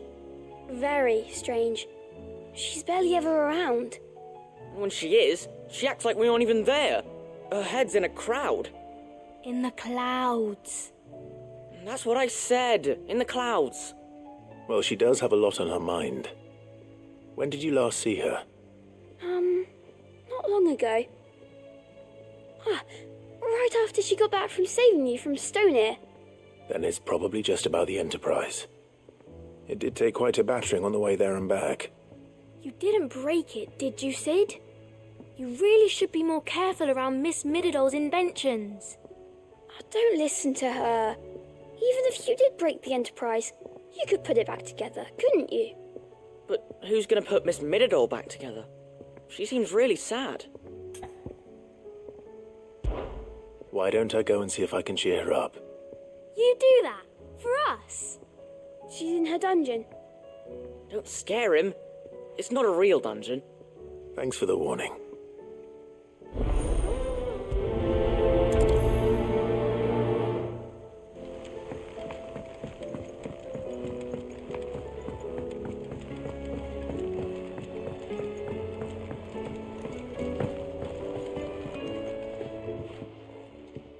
Mid, if you have a... That's it! I knew it! The answer was right here under my arse all along! If this doesn't steer to the skies, nothing will. To the skies? You aren't trying to give the Enterprise wings, are you? What else would I be doing? The children seem to think you're avoiding them. They're They're worried about you. Is this really so important that you need to shut yourself away from everyone? The Enterprise is already the fastest ship in the realm, and that's with the sea beneath her. But what if she weren't bound to the waves? What if she weren't bound to anything at all? It's not fair. The gods get the skies all to themselves, so I'm gonna do something about it. The Fallen had their chance, but they relied too much on magic. And see where that got them? But not me. I've discovered how to do it without. Well, almost. First, I need to make a prototype. And is that a one-woman job? Are you volunteering? I'll have you know the Enterprise is my baby. But if her godfather's offering to lend a hand, I'd be happy to take it. First, I'll need oil, and not just some old drippings from Miss Molly's spits in the Tub and Crown. Refined stuff, like they make in Ordil. Then I'll need some bone, or shell. Light, strong, preferably no longer attached to the beast it belongs to. If it's beast bones you're after, I'm sure the curse breakers will know where you might find some. No, they'll know where you might find some. You're the one who offered to help, remember? I should speak with one of the curse breakers before I set off for Old Hill. See if I can't find this bone while I'm there as well. Has Midadol mentioned a new project yet? Not exactly.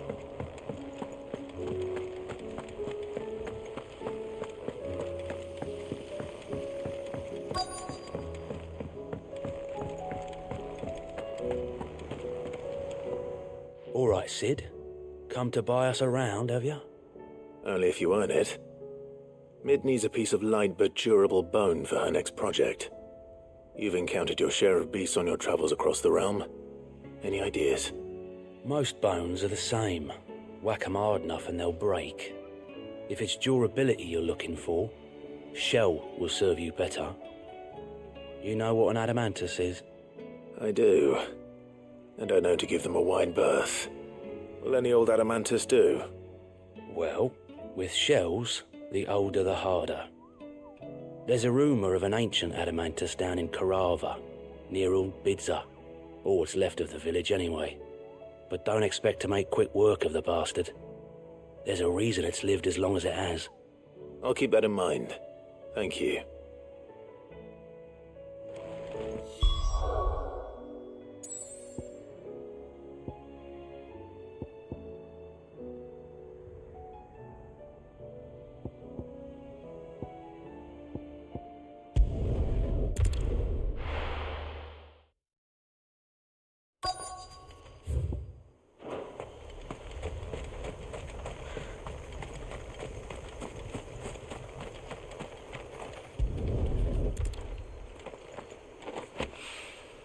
Mid's oil. After what happened here, it's a miracle there was any left at all.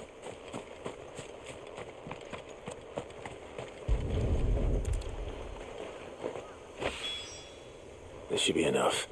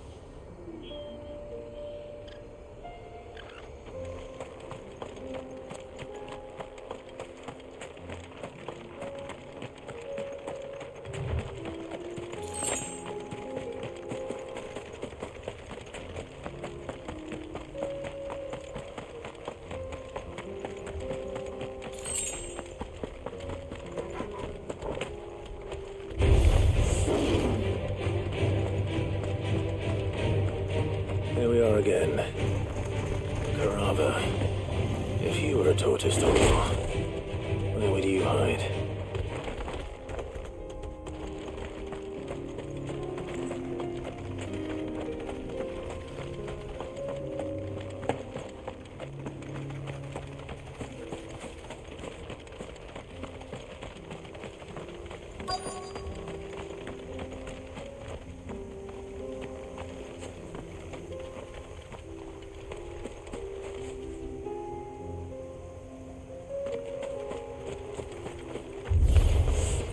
Looks like we found him.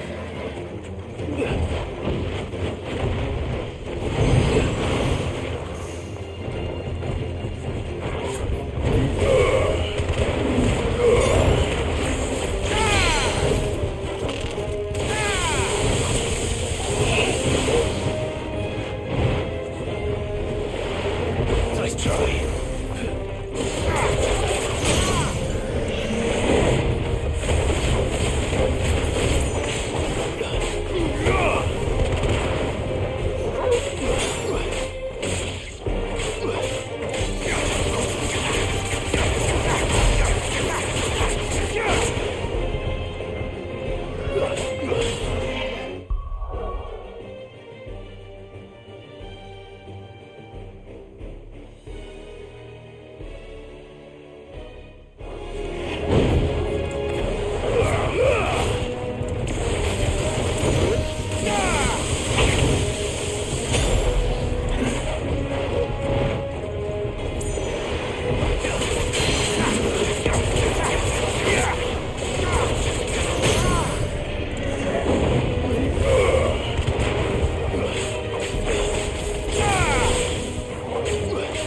Farewell.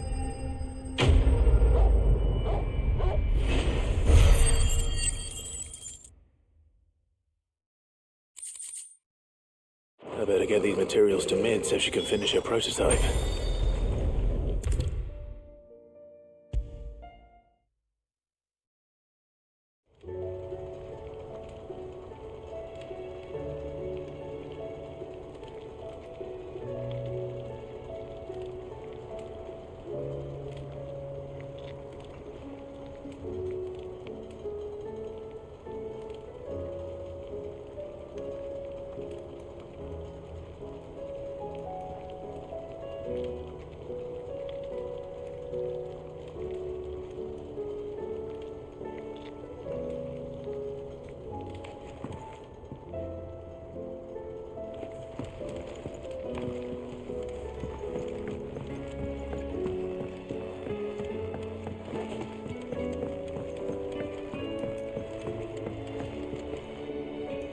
Mid, tell me this is all you need.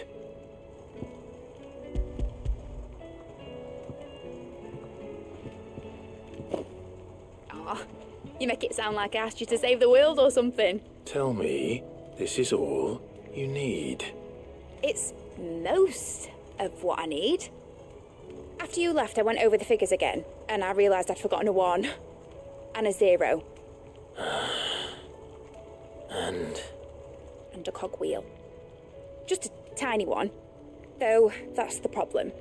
Gears that small are a bastard to make, and I may have lost the one Blackthorn spent a fortnight toiling over. Wait. The children. When they took apart your scales, there was a tiny brass gear. Now that I think about it, they didn't use it when we put the scales back together. The young'uns? But why would the... You know what? I don't want to know. I'll keep working on the model. You go and find that cog.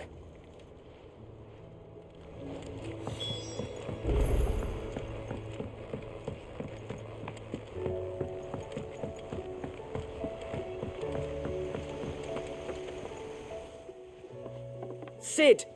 Is Mid still hiding from us? She wasn't hiding. She's fine. She's just busy working on her next project. A new invention? What is it? What is it? Is it an airship? I bet it's an airship!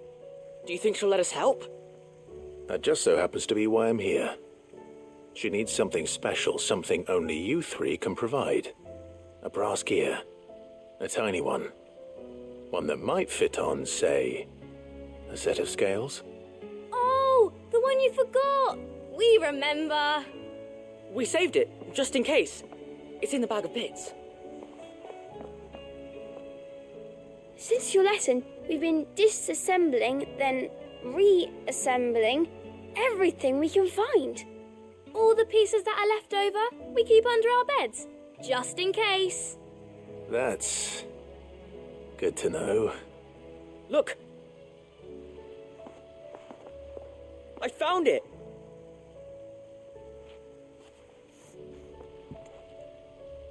Is that all? Just the gear? We have more parts if Mid needs them. That's all for now. But I'll let Mid know about your hoard. Just in case. Thanks, Sid.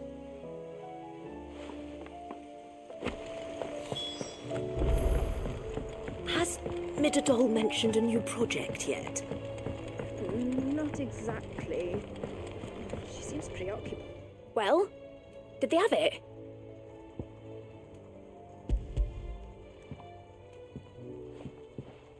They did.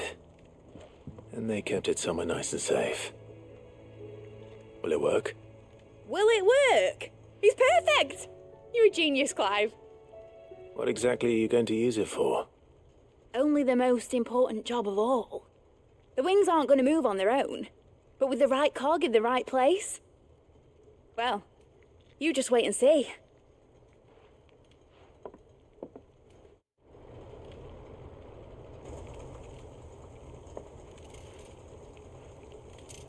That should do it.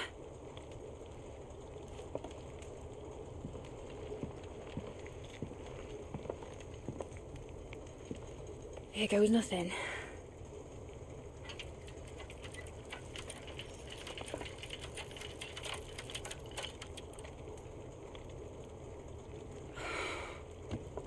Titan's tits. It wasn't supposed to fly, was it? Of course it was supposed to fly. Wouldn't be much of an airship if it didn't. Honestly, these bloody engines are driving me mad. I was so sure this would be the day she soared. The Mithril engine was made to make dreams come true. But maybe this is one dream the world's better off without. Show folk how to take flying. It won't be long till they're raining death down on each other. People will lose their homes, children, their mums and their dads. Like I lost mine. I'm sorry. So am I, Clive. So am I. Sorry that I have to choose. Do I follow my head, or do I follow my heart?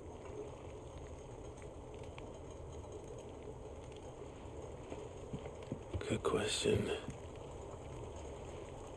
The first time I stood on the deck of your ship, felt the wind in my hair. It was like I was flying. But imagine how it would feel to actually do it. My dad always said there were two ways of living life. Chasing a dream or shuffling to your grave. And he were right. Right about a lot of things. Not that I like to admit it. People need dreams to chase. Especially in a world like this.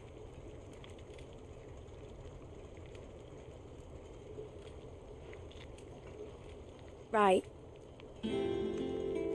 When this is over, I'm going to take all my Mithril engines to Zemeckis and sling them over the edge. I won't have my dream end up turning into someone else's nightmare. But all that hard work... All that hard work will not be used for war, Jamie. But it ain't like it'll be gone. Tell me, Clive, have you ever been on a treasure hunt? Not since Joshua and I were boys. Why do you ask? Because I'm going to bury the engine schematics and leave behind a little riddle telling people where to find them. A really hard one, so that only the most dedicated dreamers will ever be able to work it out.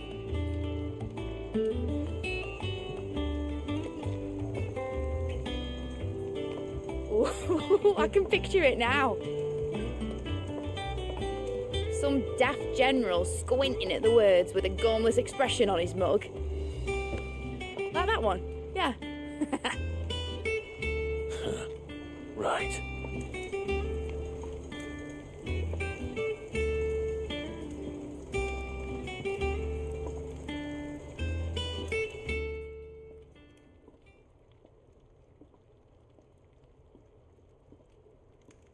Of course, if I'm putting this engine at the end of a treasure hunt, I'll still need to make it a treasure worth hunting for. Won't be much of a prize if it couldn't even make a toy boat fly after all. My dad always said, dream big. But it ain't the size of a dream that's important, is it, Clive? Only that it's a good one. And I reckon I've got a fair few good uns left in me. I'm sure you do.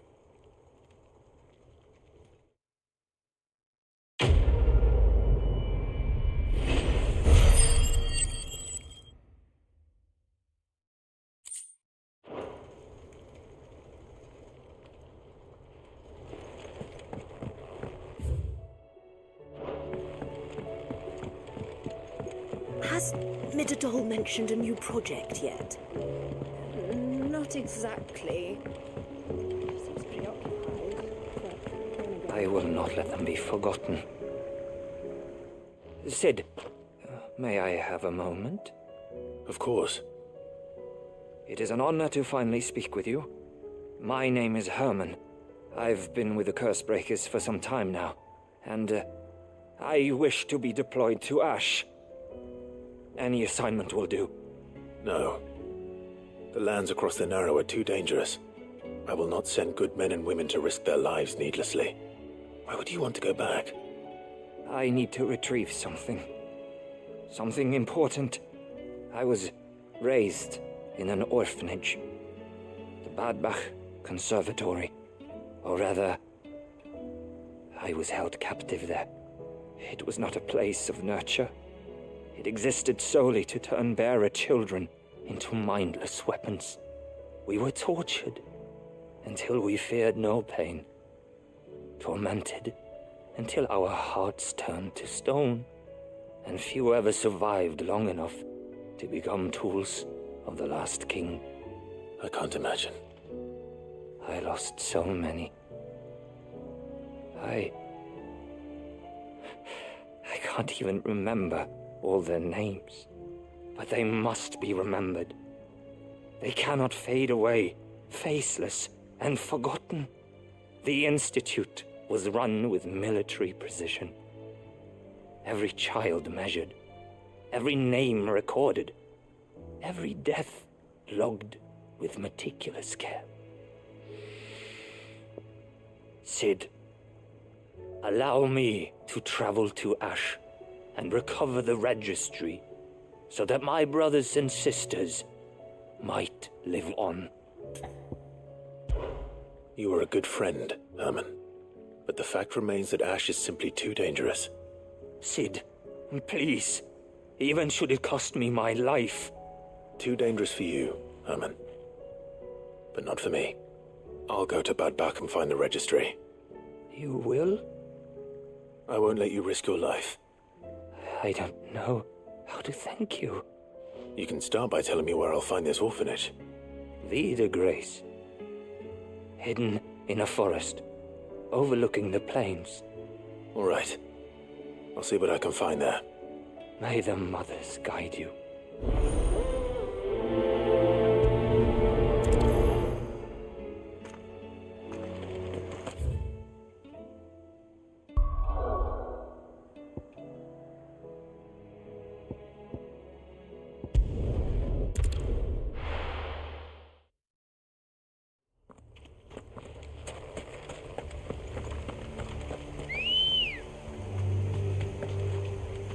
Good girl.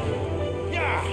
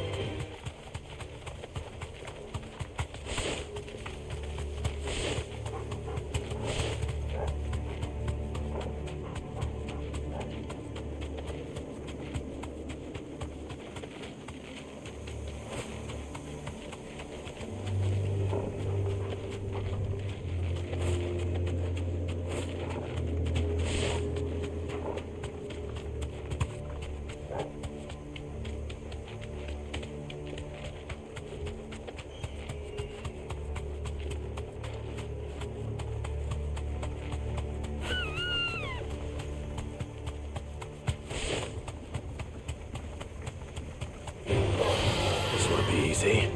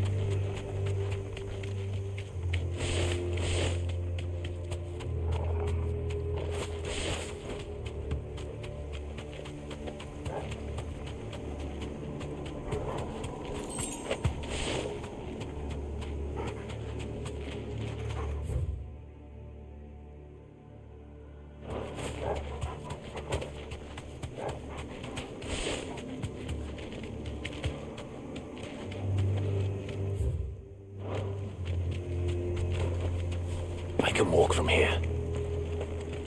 This must be the orphanage. Hopefully the registry is still here.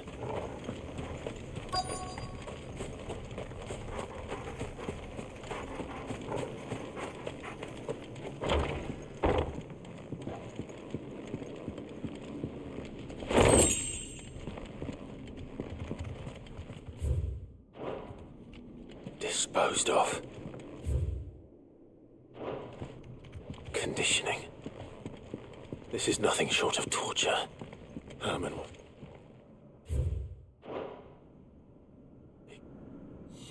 This reads like a suicide note. Did the director go through with his plan? There's only one way to find out.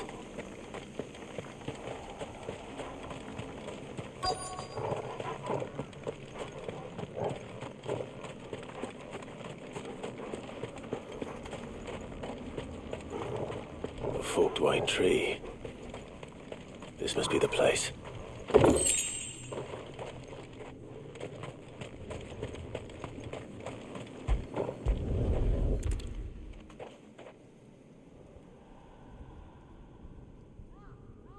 Could he really be buried here? There's something hidden among the roots. Let's see.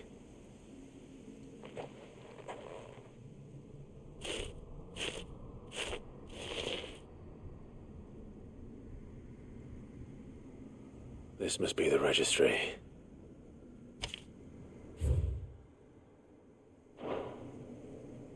So many names. This place was a slaughterhouse. And where is the architect of all this misery?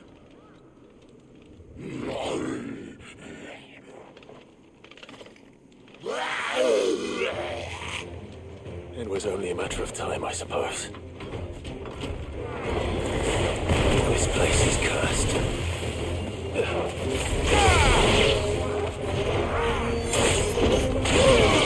Too slow.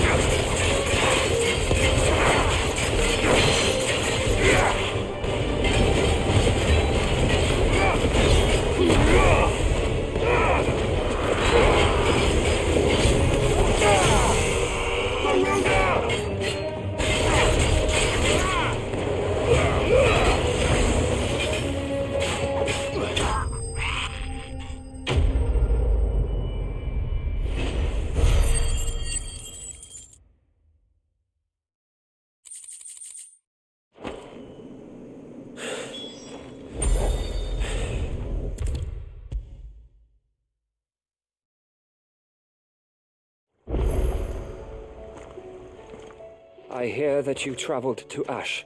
Sid, did you by any chance recover the names of my fallen friends? I did. Yes.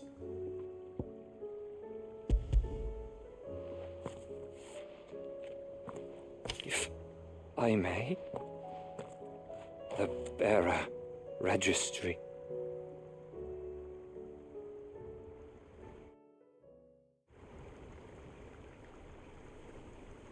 The director was a brutal man.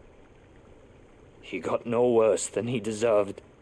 The registry was all I found beneath the tree. There was no sign of a body, nor any record of what happened to the children after the orphanage closed. I pray that at least some of them survived. All their names are here. The ones we lost. My friends. My light in those dark times. I can still remember their faces, like it was yesterday. Children who were taken from their bunks in the morning, never to return. No explanation ever offered.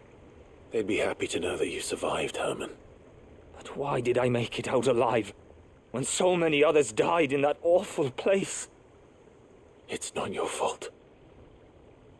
And blaming yourself won't bring them back. Honor their memory. See that their names live on. That way, at least. They're never truly gone. Thank you. Sid, I'm going to write a book. An account of the horrors of Badbach, and the spirit of those its custodians sought to crush. All of Valisthea will know of our suffering, and in the name of those I lost, I will not let it happen again. Neither will I. These records would have been buried for all eternity, were it not for you. Thank you.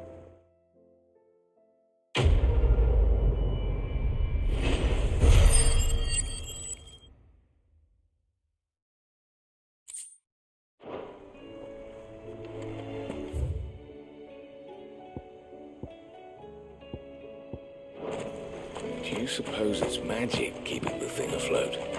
What else could it be?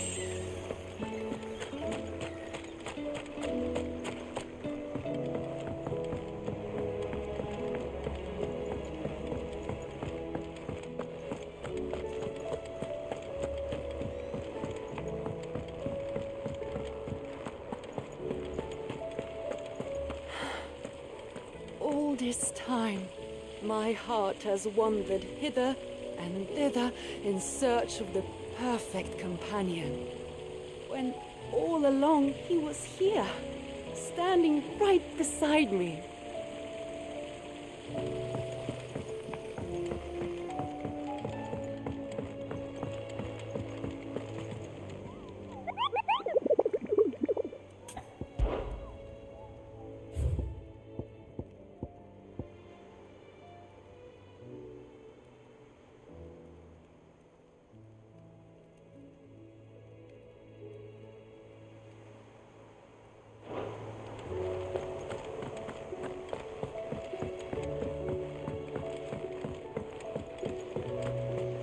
There's something about it. I feel like it's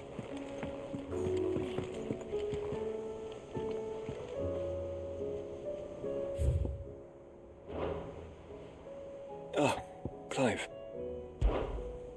Joshua, what's wrong? And don't say nothing. It's not nothing. I've received word from Cyril.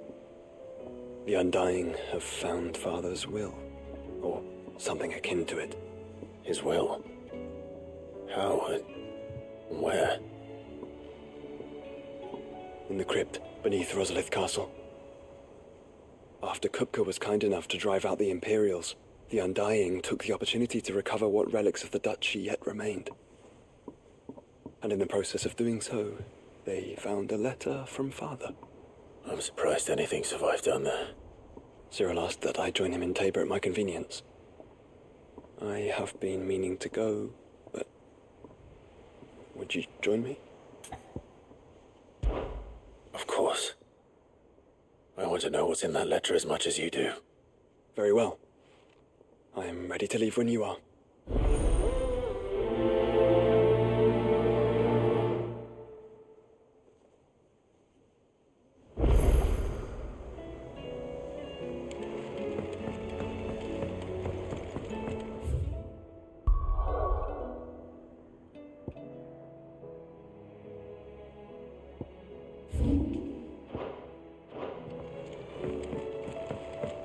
Back to Tabor then.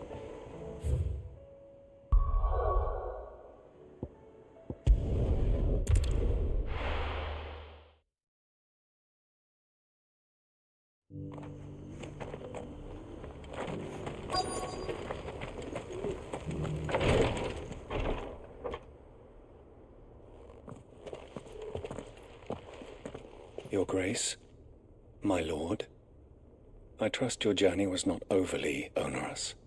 Cyril, you found a letter from Father? Yes, I have it here.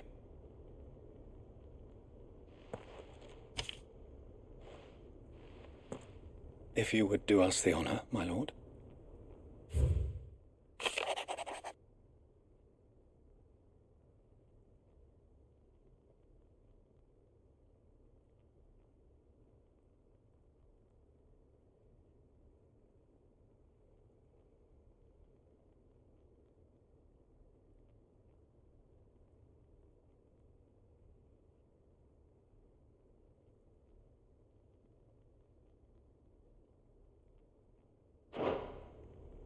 An inheritance. It would seem the late Archduke penned this missive shortly before his passing. The day before we left for Phoenix Gate. What are these plans he spoke of? His plans for the duchy, Your Grace. Your father entrusted them to my predecessor, the former bearer of the Burning Quill, who entrusted them in turn to me. The complete emancipation of bearers is their stated aim. But your father's dream did not end there. His Grace also spoke of building hospices to care for those stricken by the curse, and the founding of a new university to further the development of non-magical technologies. With the blight spreading ever more widely across the twins, Archduke Elwyn saw this as the only means of securing Rosaria's survival. He wished to see men and bearers treated as equals. To see centuries of common wisdom overturned. Small wonder he did not think it achievable within his lifetime. But he thought it achievable nonetheless. Had he not, he would never have written this message. Nor would he have entrusted his vision to his most faithful aides, those who would have stood with you, shielded you from the machinations of the less benevolent personages at court. It's a pity only they are still with us. 'Tis true that those most loyal to your father were the first to suffer the Duchess's wrath. But one at least remains, and she has come bearing gifts. What do you mean? Mayhap it is better that she explain, my lord. After all, the duties entrusted to me by my predecessor extended only to recovering His Grace's will and arranging a meeting with the one who might execute it, or a part of it at least. And where is this woman? She awaits you in the archive, Your Grace. Thank you, Cyril. Shall we then?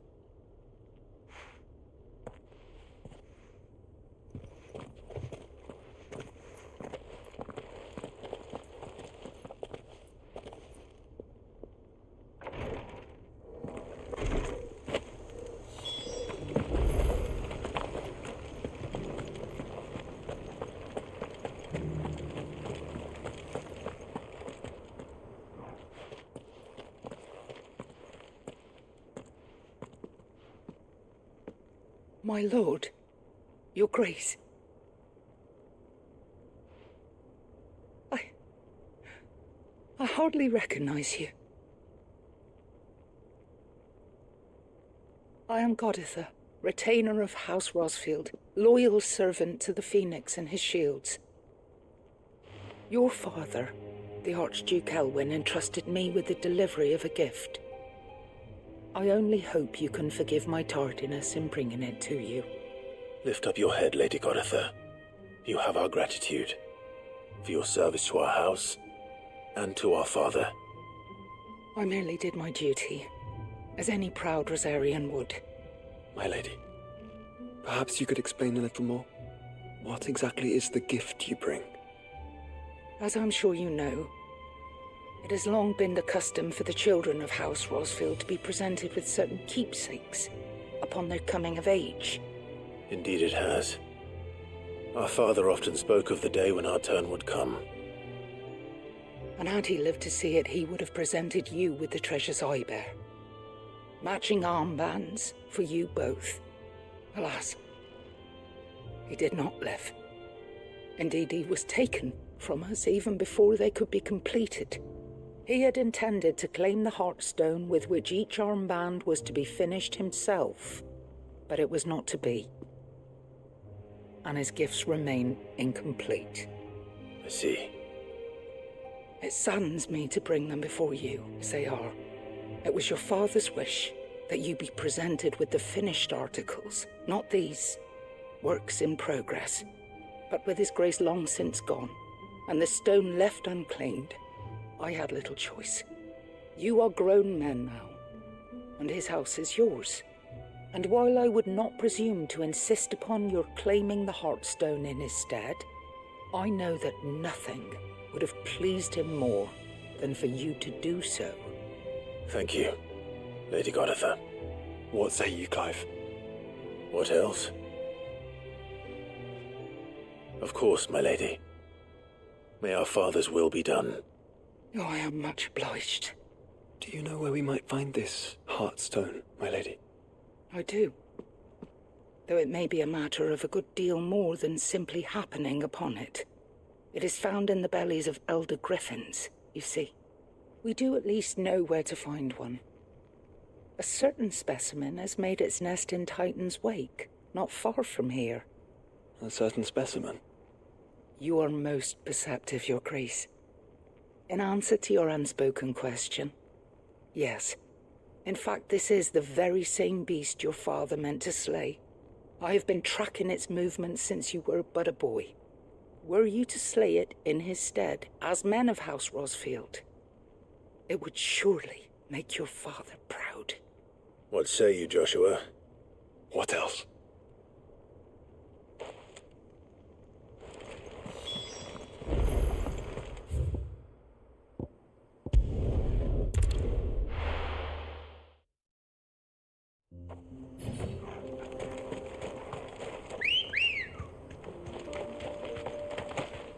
Come on.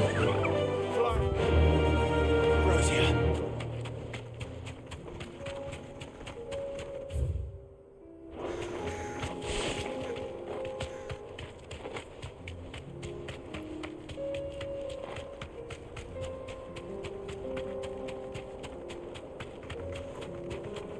Eyes peeled, Joshua.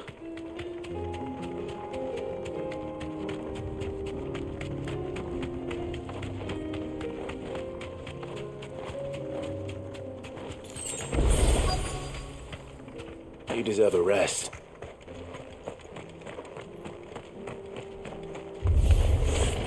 There it is. The House Rosfield.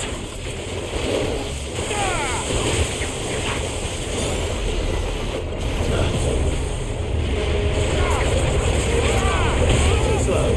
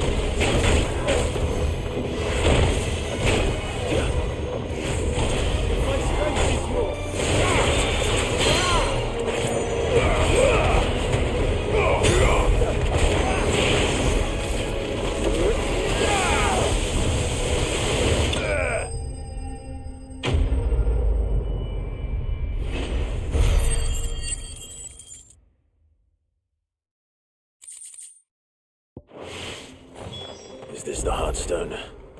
I expect...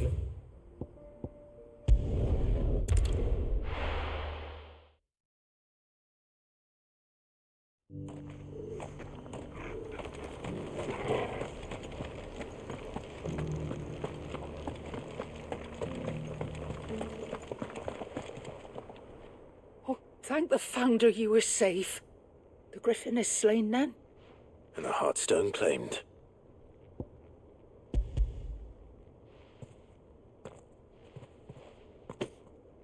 Yes, this radiant luster like frozen flame is just as your father described it. Thank you, my lord. Your Grace. Your father would be so proud. Lady Goditha, the lapidary is ready. Thank you, Cyril. I will be with him shortly. If you would excuse me, I shall have the stone cut and set forthwith.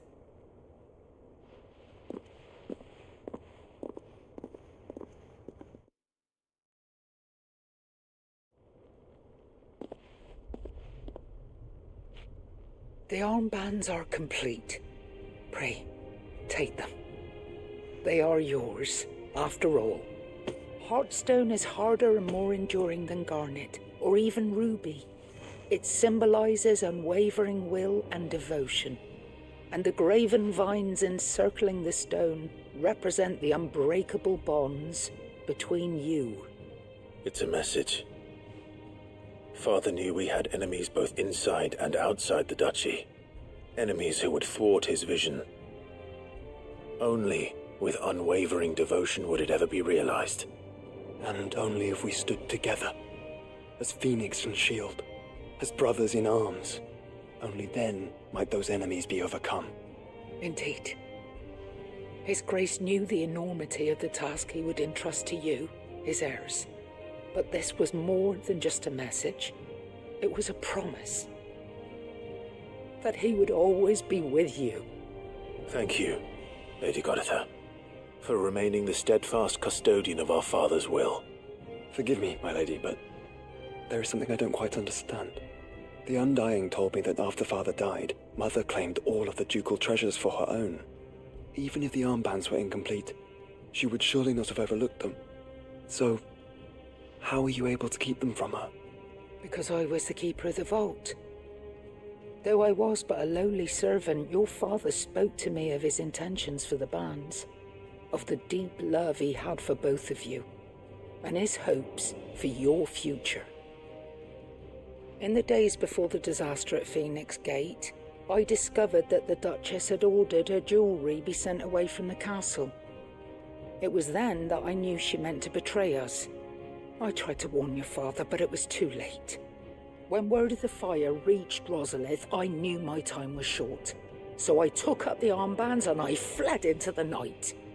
And thank the Founder you did. Yet my duty to your father was incomplete. Not knowing what else to do, I followed the Griffin, thinking I might claim the Heartstone on its passing. And so my pursuit continued, until Lord Cyril appeared before me. He informed me that his Grace's will had been recovered, and that his sons were alive and well. Lady Goditha, on behalf of my father and all the people of Rosaria, I thank you for your loyal service. As do I. Thank you, my lord. Your Grace, for coming back to us, for giving my service meaning.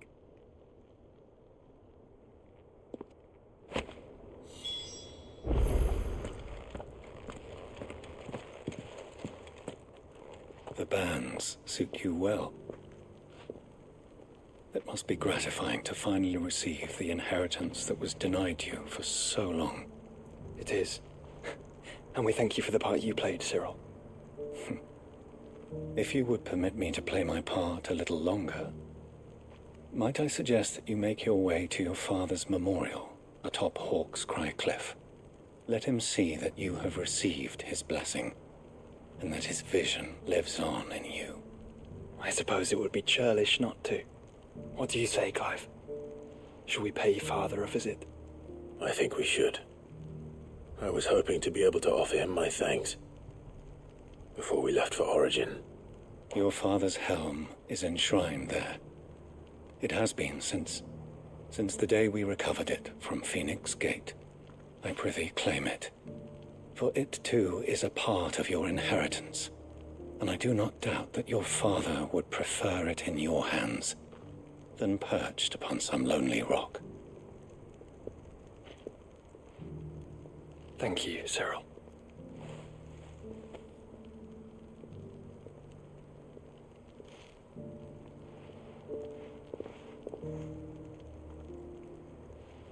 Come on, Clive. He's waiting.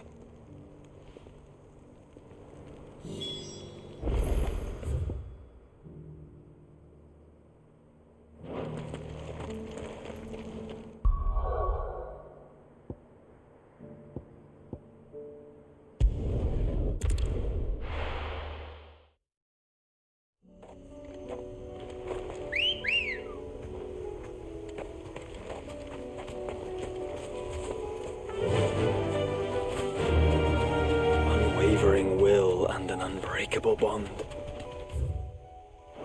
Do you really think we're strong enough? To save the world? Of course. To have overcome Father's political enemies?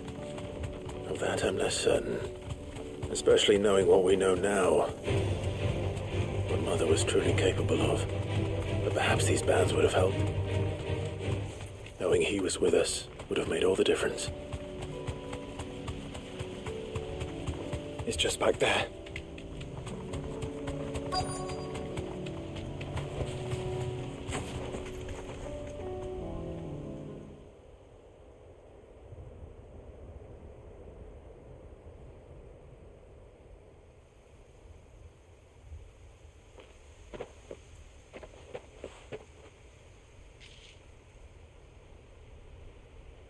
Father always fought for what he believed was right. It wasn't until that night at Phoenix Gate that I realized I had never fought for anything. I always had someone else to do the fighting for me.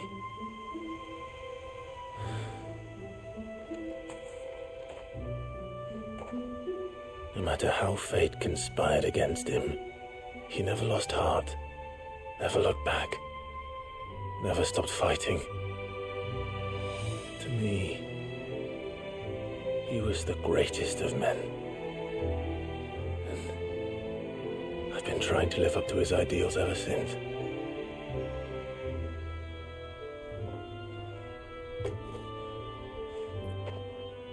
We all have, Clive.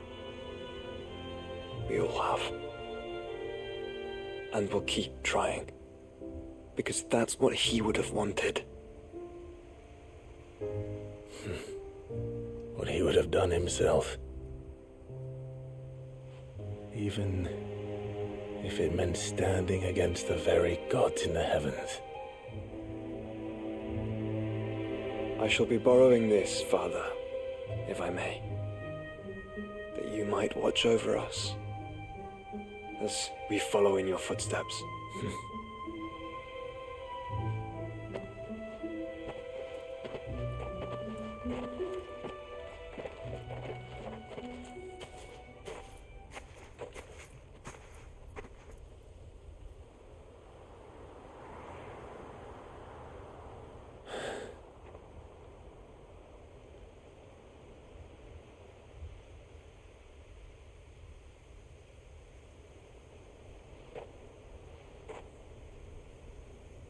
We won't lay you down.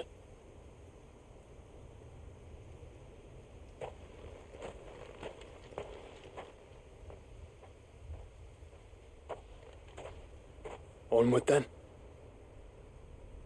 Onward. To the end.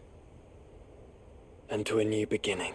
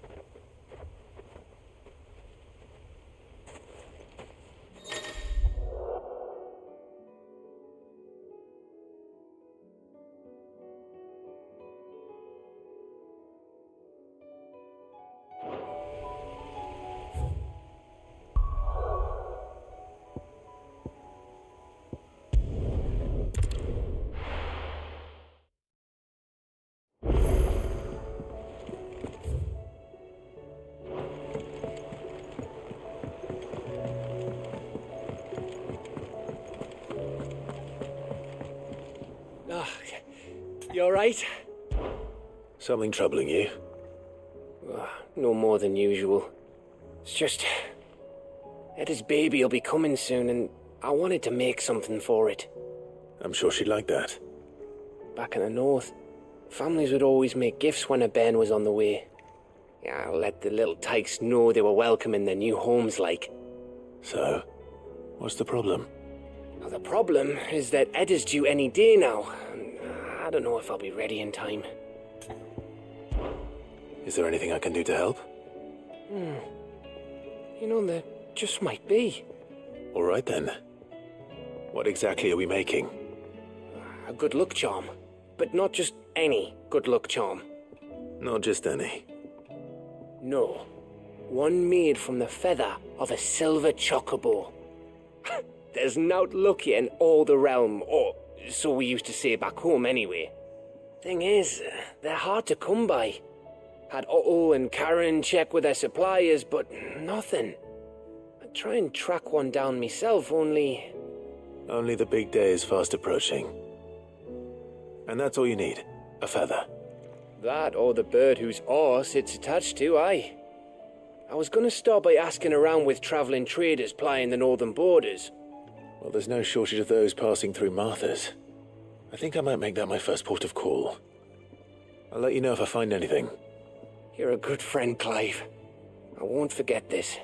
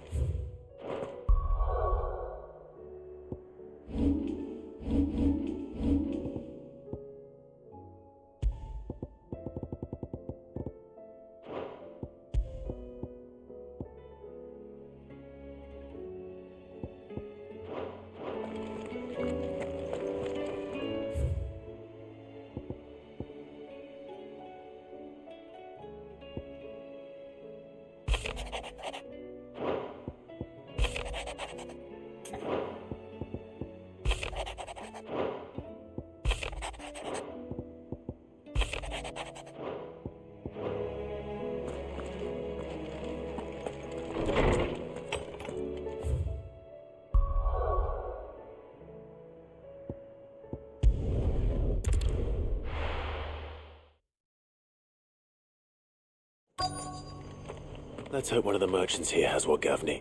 Excuse me. I'm looking for something. Oh, well, then I'm your man.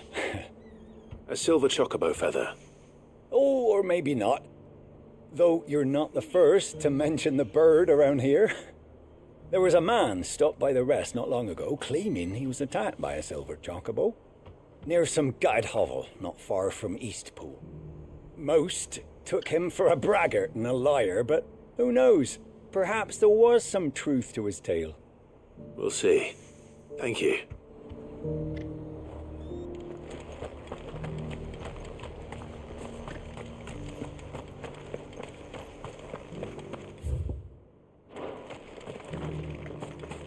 Oh, this guy can fuck right off.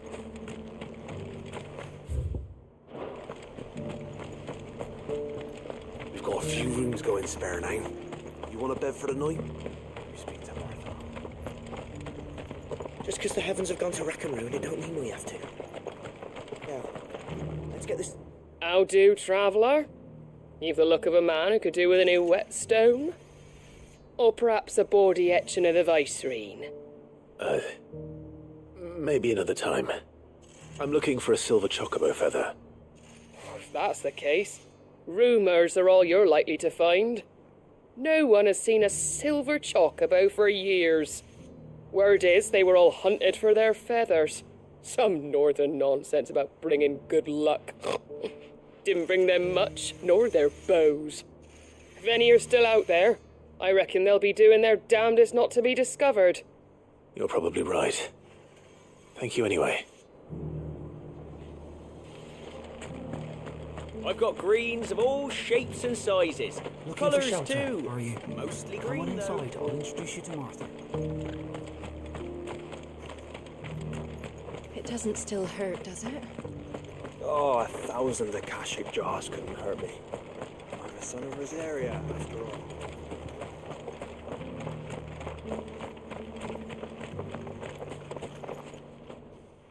Can I help you with summit? You wouldn't happen to sell silver chocobo feathers, would you?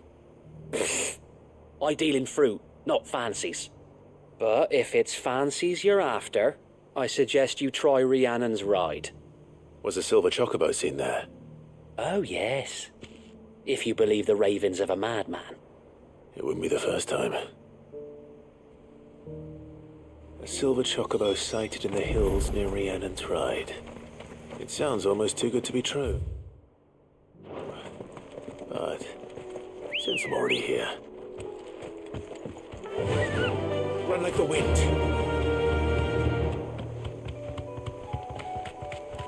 Can hardly make out a bloomin' thing.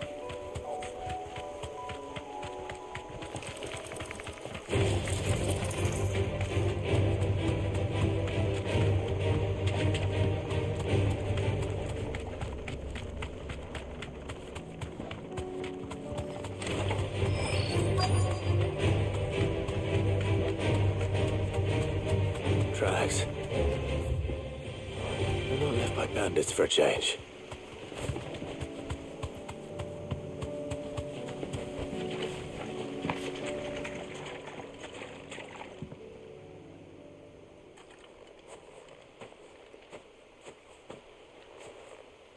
More tracks. And these look fresh. A chocobo was here. And recently. Perhaps it still is.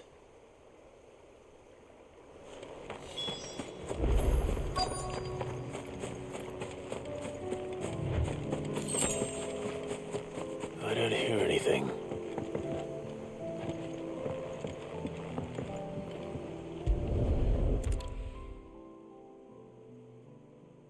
Well, I'll be damned.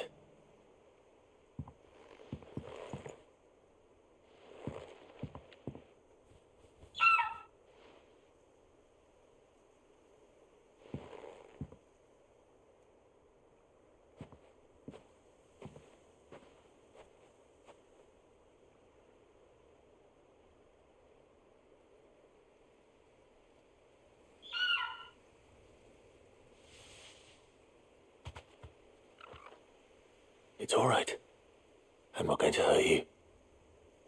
Just borrowing a feather for my friend.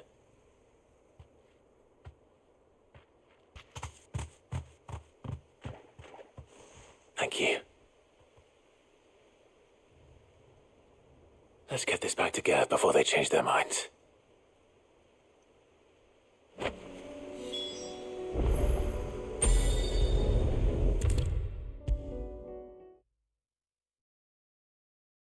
It was no trouble at all.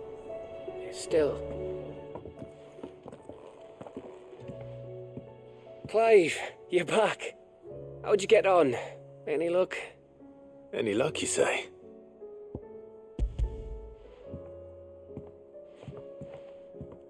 Crystal's crack. Is this what I think it is? Where in the hell did you find it? It's a long story.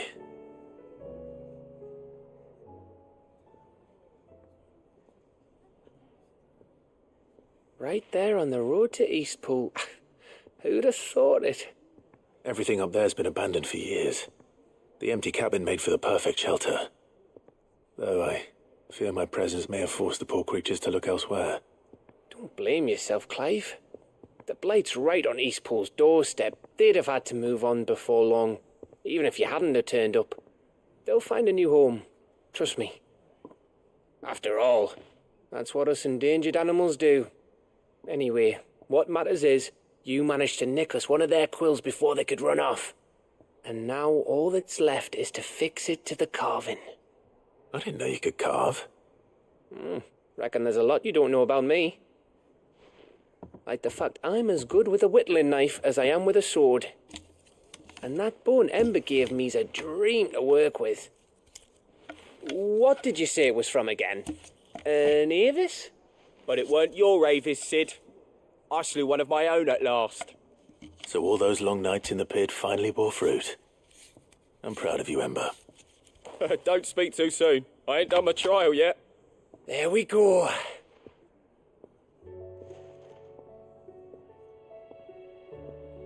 What do you think? I think if you ever hang up your scouting cap, you'll be able to make an honest living. Oh, will I? I should go and see if Ed is awake. Give it my best. You can give it to yourself. Come on.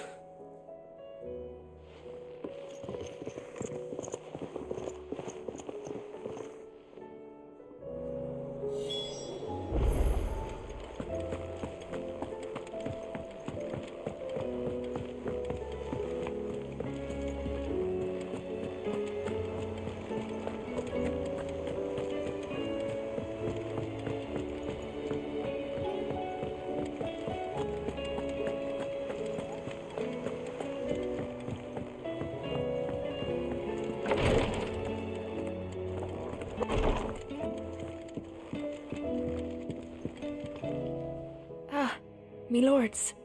How are you feeling? Well, thank you. Is something wrong? Wrong? No, nothing like that. What it is... Go on, please.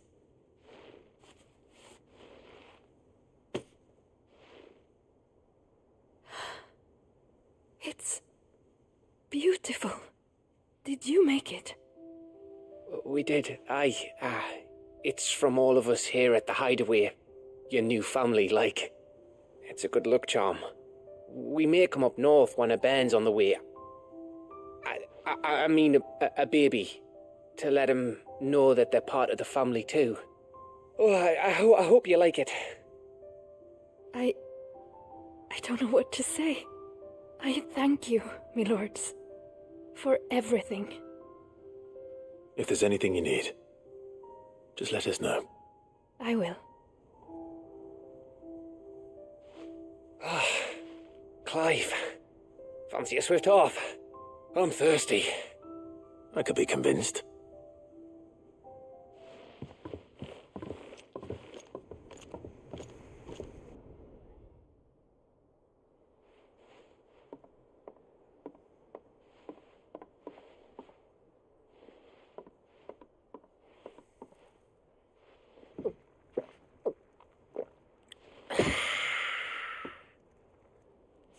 Don't you think you've had enough? Oh, we're celebrating. I'm gonna be a father. I think Edda might have something to say about that. You know what I mean. Bit of light in these dark times. Wasn't long after me 10th name day, my mum told us she was with child again. I was over the fucking moon. I was looking forward to having a little one to lord it over, what with me being the runt of the litter. Thought I'd finally have a chance to prove to the world that I could be a big brother. Imperials came the day she went into labour. Had myself a baby sister, and then I didn't. Me whole family gone in a blink, while I hid in the cellar like the spineless little arsehole I was. Great brother I turned out to be.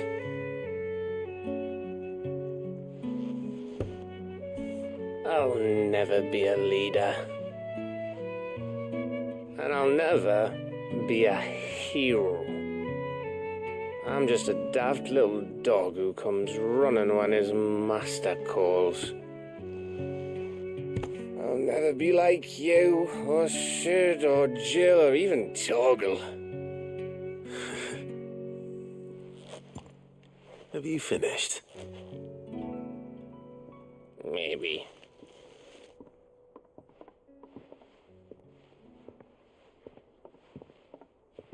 Do you know why you're our best scout? Because you don't need anyone to hold your hand.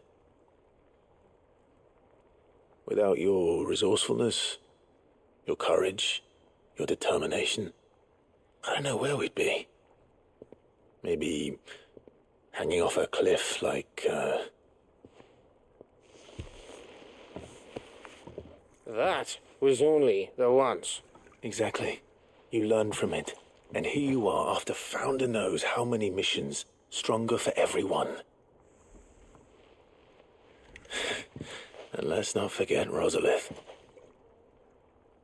Who was it who freed me from the dungeon? Who was it who ran to Jill's rescue? That would be me.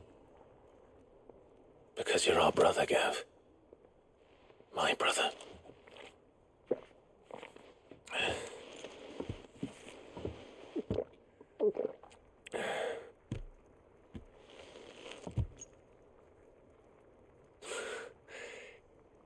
Your brother.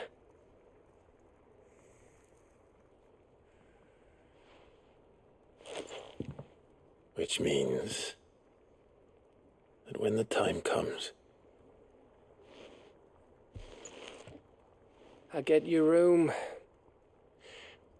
and your sword.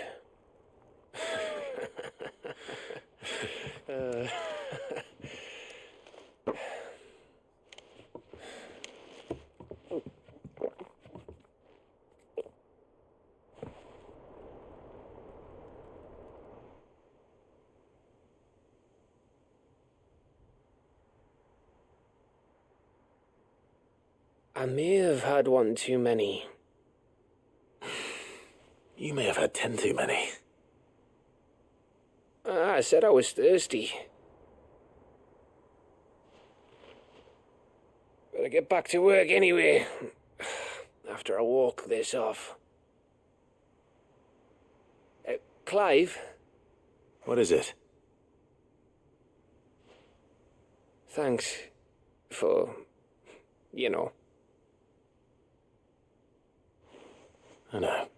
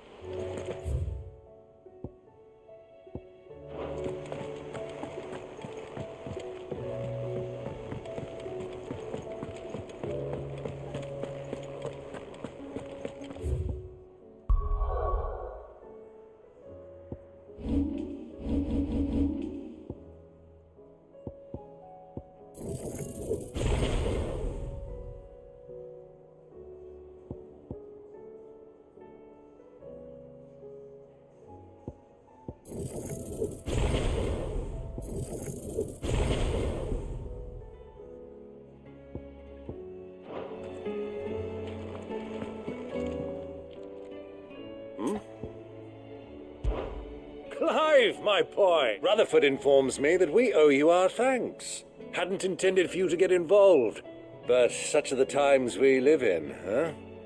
I would have done the same for anyone else. You're far too modest, Clive. You'd make a terrible nobleman. But tell me, is the realm truly in as dire a state as Rutherford suggests? From what little I saw, you were right to be worried. I suppose I should have expected the worst. But I was rather hoping the great and good of the realm might have things a little more under control. Alas, it seems that firm leadership is in short supply these days, and without it, the people are bound to lose their way. We must move quickly. But where do we start? True, the challenges that face us are many. But in my estimation, there are two key areas to be addressed before any other. The realm's armies and her larders. As you've seen firsthand, it's every man and woman for themselves out there. Certain cities have banded together to try and maintain some semblance of order, yes, but such cases are few and far between. And yet, the only remedy for the chaos that faces us is unity. A unity that transcends even the borders laid down by our ancestors. In short, if Storm does not stand together, she will fall apart. But how would one even begin to unite the realm? The armies, my boy. As I told you already, we begin by restoring order among the ranks of those sworn to maintain it. Sadly, I doubt I could convince even the lowliest gaggle of privates to dig a latrine together. But I do know someone the High Commanders have been known to listen to on occasion. Field Marshal Eugen Havel. I thought he was retired. He was, until an Akashic army tore through Randalar and killed most of the rank and file. There is no man alive more capable. Literally. And as luck would have it, I've already spoken with him on the matter. Of course you have. And he's agreed to help. On one condition. That he first speaks with you personally. Havel has always been a man of frustratingly rigid principle, and he has certain qualms about clasping arms with, well, with an outlaw. I extolled your many virtues as best I could, of course, but the old goat was adamant that he be allowed to appraise you in person. You don't mind, do you, my boy? Of course not. As long as chaos reigns, we will never build a better world. I'll do whatever it takes. And if the Field Marshal wishes to speak with me in person, then so be it. That's the spirit. I'll leave for Randalar at once. Would you send a Stolas? Of course. Rutherford is already in the Dalmekian capital. I'll have him tell Havel to expect you forthwith. Excellent. Thank you, Uncle. No, thank you, Clive.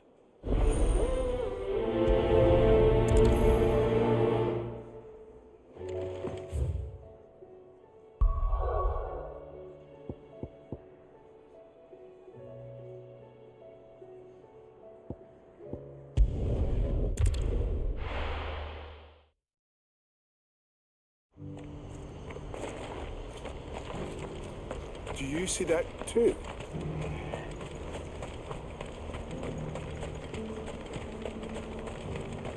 Papa? What is it? Please, just make it stop. I'm scared. Nothing good's gonna come of this, I'm telling you. Just looking at it's enough to say. Come on. Yeah!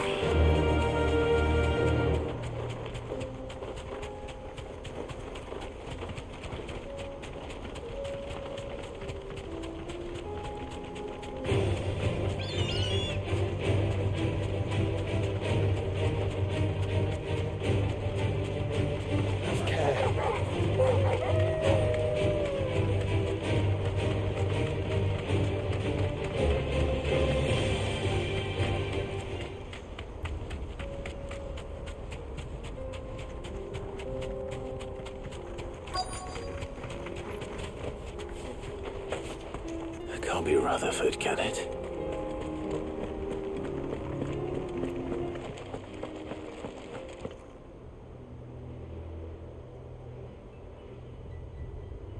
Turncoats and cowards, the lot of you! If it's a fight you want, it's a fight you shall have! Allow me. I don't need your... Please, Field Marshal, oblige him. This won't take long. You're right. It won't. Men, finish him.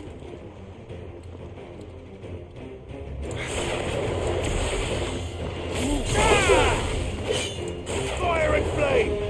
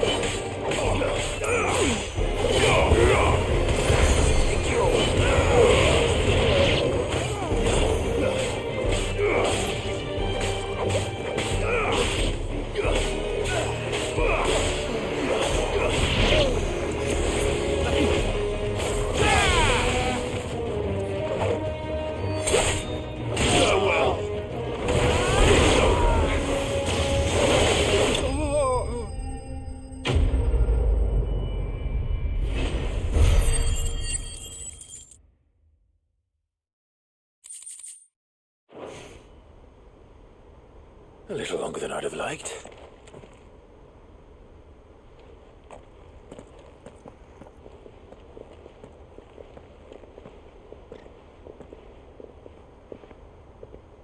Field Marshal Havel, I presume. Are either of you injured? No, my lord. You arrived just as our escort turned on us.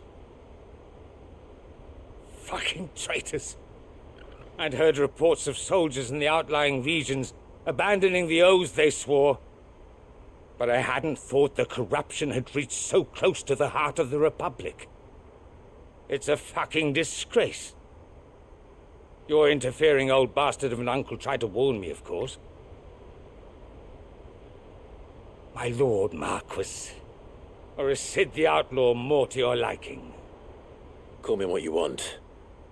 It doesn't change who I am, or the urgency of the message I bring. My uncle has a plan to right the realm, and he needs your help to see it through. Before I agree to anything, I'd have you answer one question.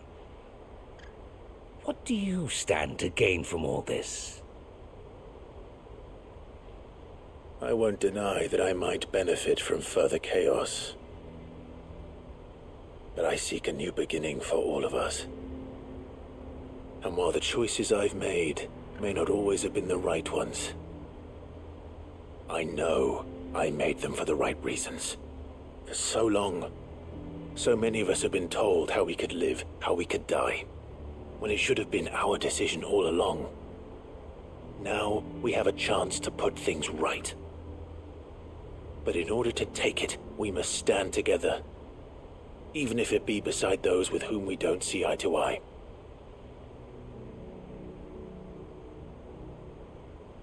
Certainly not the words I expected from an outlaw. But perhaps your uncle was right.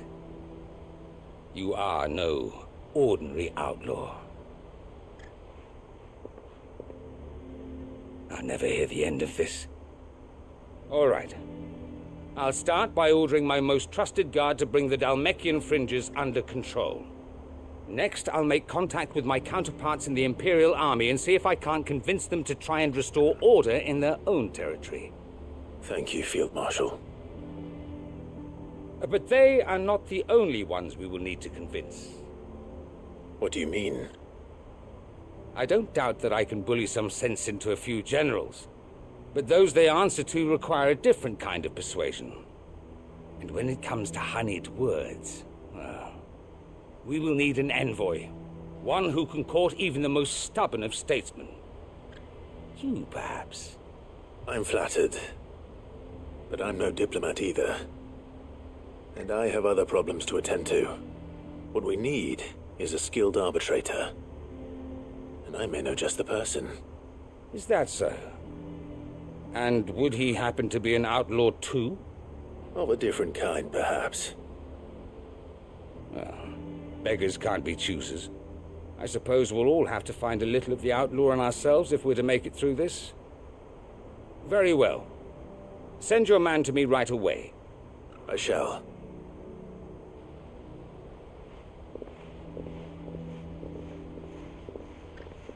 My Lord Marquis, your Lord Uncle bade me escort the Field Marshal to his manor in Port Isolde. And I will see that my associate joins you there. Very good, my lord.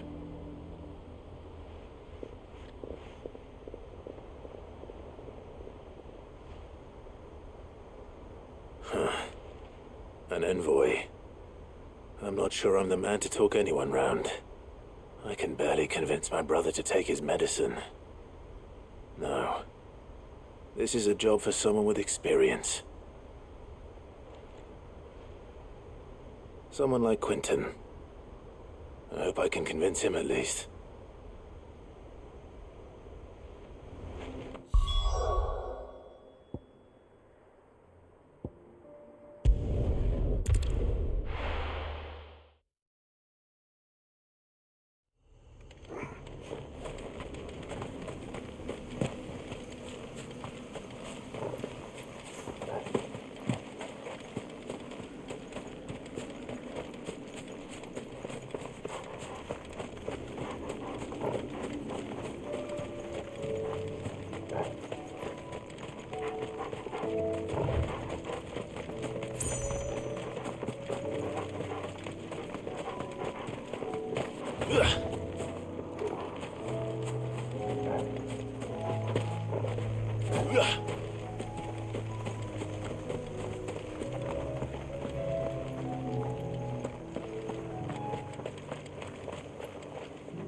Quinton, I have a proposal for you.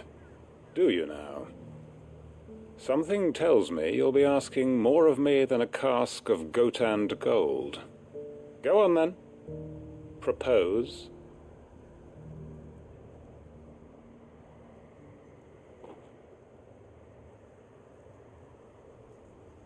You'd have me convince the chiefs and chamberlains of the realm that they should simply swallow their pride and do the one thing that has proved impossible for thousands of years. Was there anything else? Perhaps I can fetch you a meat pie as well. I know it's a lot to ask, but I can think of none better suited to the role. And you'd have me give up what little I have left to do it. I told you, Clive. The people of Lostwing are my family, and I cannot abandon them. You'll have to find someone else. I'm sorry to hear that. So am I. And why might that be? What he's asking. How's it any different to what you've done so far? They want you to speak for those who can't speak for themselves. That's what you do best.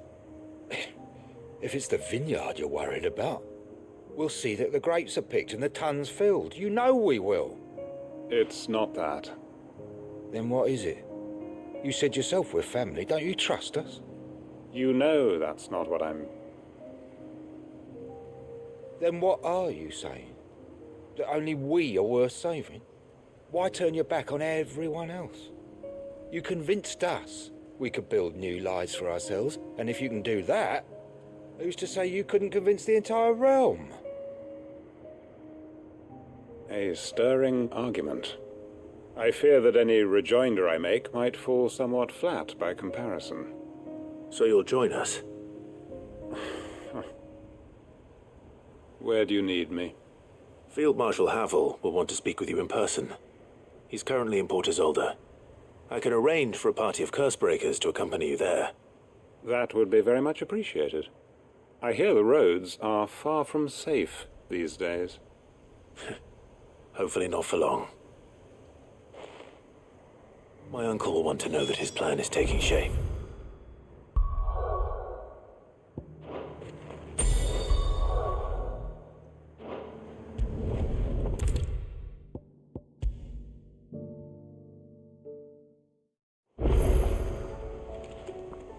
Uncle, I bring good news. The Field Marshal has agreed to your plan. Ha! Of course he has. I didn't doubt you for a moment, dear boy. Rutherford is accompanying him back to your manor in Port Isolde as we speak. They will await your return there. As will one other. One other? Who, exactly? Lord Havel was concerned that even if he could get the realm's armies to agree to an accord, he might not be as successful in convincing those with political power. He asked if I might have a solution, and I suggested a certain Imperial Lord Magistrate turned Liberator. One of your co-conspirators? Master Quinton would probably call me one of his, but yes. Another outlaw, then. Just the thing we need to put these rotten politicos in their places. Good thinking, Clive. I'm glad you approve. The more the merrier, eh? Uncle, assuming Havel and Quinton can solve our problem with the armies, you still haven't mentioned how we might manage the grain shortages. Oh, don't you worry, my boy. The 7 high houses will be seeing to that. They have all agreed to make the most generous of donations. Oh, of course, it did take a little persuasion, but luckily I had some unexpected help. From who? Why, you, my boy. Rumor has it that you rescued the Lady Ariane's head steward Rockford from a horde of bloodthirsty bandits. It was more of a handful. Well, the old battle-axe was so pleased. She had a shipload of talents delivered to my private docks by the next new moon. And when the other houses saw the parsimonious old crone's purse strings finally loosen, they as good as tripped over themselves in the rush to follow suit. I'm happy to hear it. Now, I must be getting back to the manor. Join us there at your earliest convenience, would you? Of course, Uncle.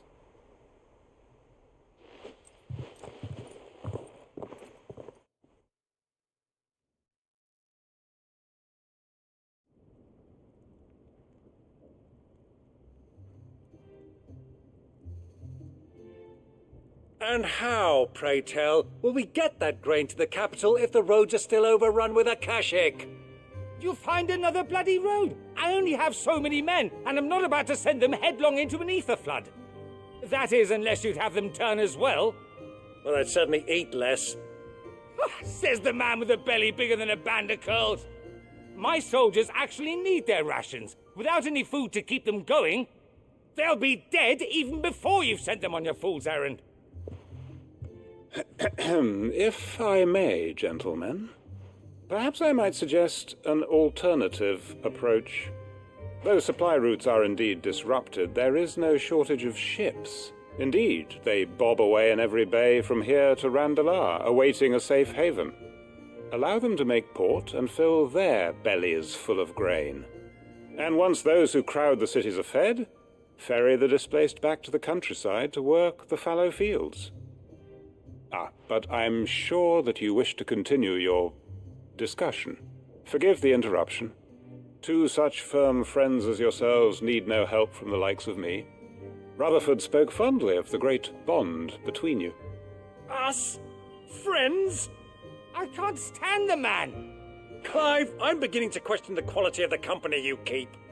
And what kind of company were you expecting him to keep? The man's a criminal! Criminal? How dare you? You are not fit to breathe the same air as this fine, upstanding young gentleman. Upstanding? He calls himself Sid the Bloody Outlaw!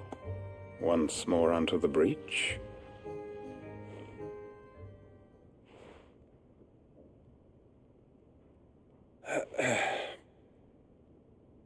Shall we begin again? What we seek here is not to create a new nation, nor to claim the thrones of those that already exist. We wish simply to bring stability to the realm that mankind might weather the current storm. And to do that, we must convince those in power, the generals, the statesmen, the nobles, that our cause is just. There will be disagreements, yes, and I imagine some resistance, much resistance.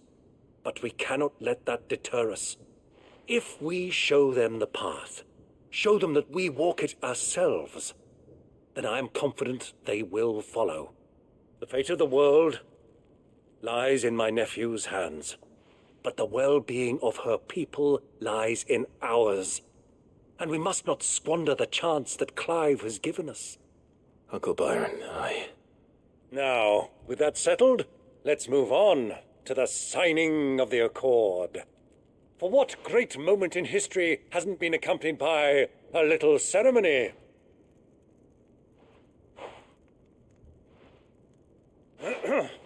Citizens of Valisthea, I present to you the Triunity. Rutherford, Mike Will.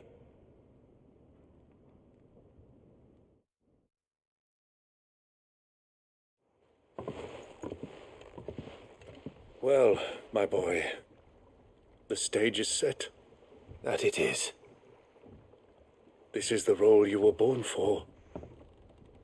Now I ask only that you trust in the talents of your supporting cast. We shall play our parts to the best of our abilities, that you might have the opportunity to shine. The realm needs its Sir Crandall, and there is no better Crandall than you, Clive. I want you to keep this signed accord as proof of our faith in you. I will. Thank you, Uncle.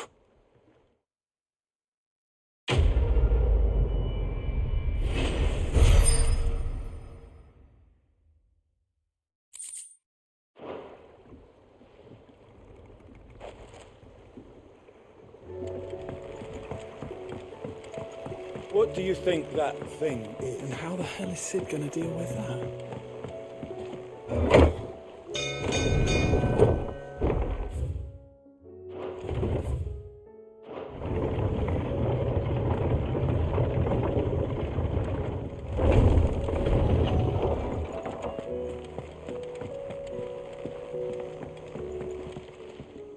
Must we away? My decision is made.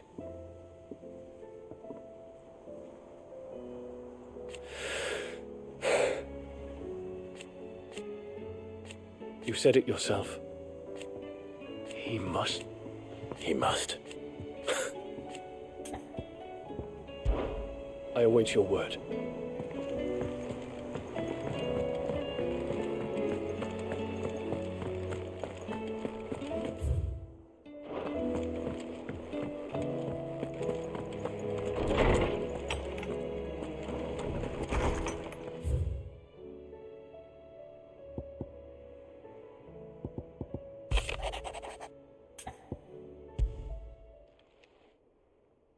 If Joshua's worried about Jill, I should go and speak with him.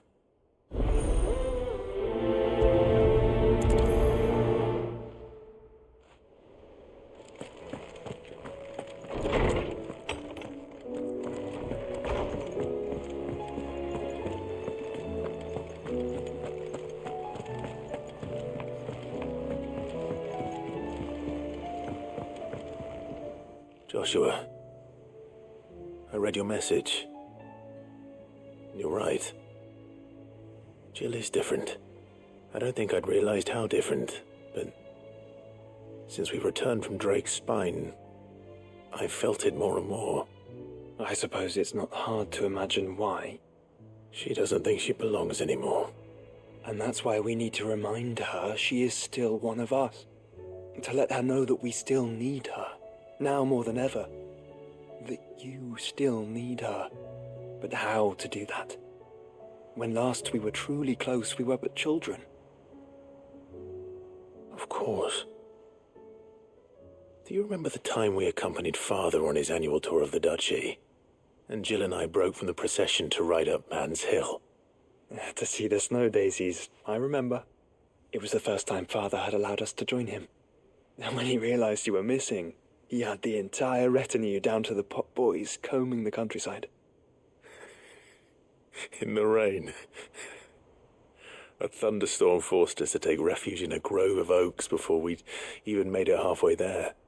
It was the Lord Commander who finally found us, and needless to say, he was none too pleased. Then it seems you and Jill have unfinished business. What do you say? Man's Hill. It's not that far. Oh, true. Though I suspect it is also much changed. Little in southern Rosaria remains as it was when we were children. You're saying I should go and scout the area for bandits? I'm saying we should first go and see if there are actually still any snow daisies left. What would you do without me, Clive?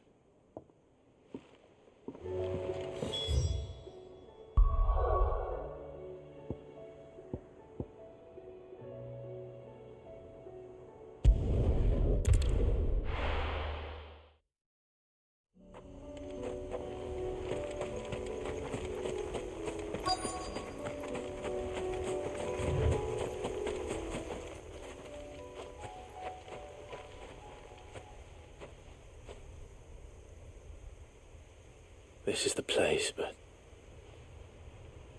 I'm sorry, Clive.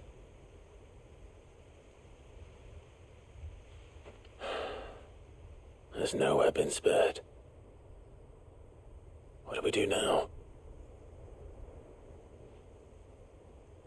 We keep looking. Man's Hill cannot be the only place where snow daisies grow. Perhaps, but it's the only place I know of. Knew of. Then why not ask someone who might know of another? Someone in the backyard? To the hideaway, then.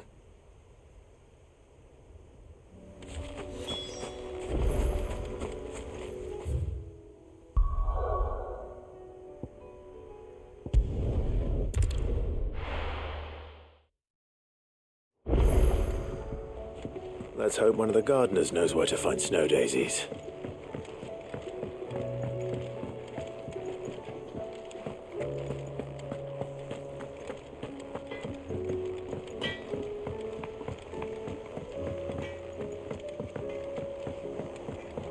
Say what you will.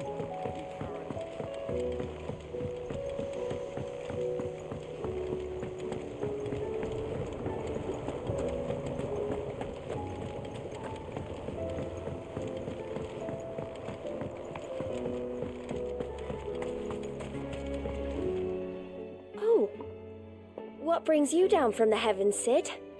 I need your advice. Joshua and I are looking for a place where snow daisies grow. Preferably in abundance. Snow daisies. Then you'll want somewhere not too hot and not too cold, and where the winds are strong enough to carry the seeds. I reckon Man's Hill would be a good place to start. There in the Royal Meadows, perhaps? Both have similar climbs and the right elevation. If the Blight hasn't claimed them yet.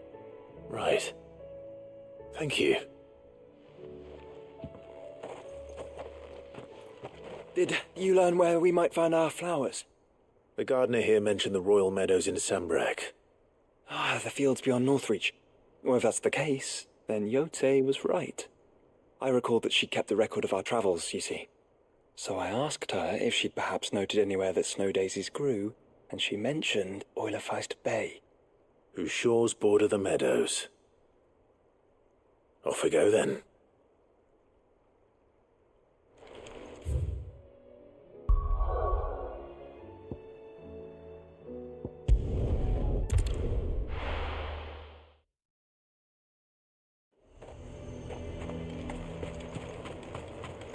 The garrison is threatening to pull their sentries from the markets if we don't cooperate.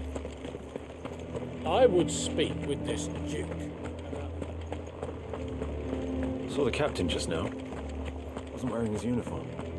Because he handed it.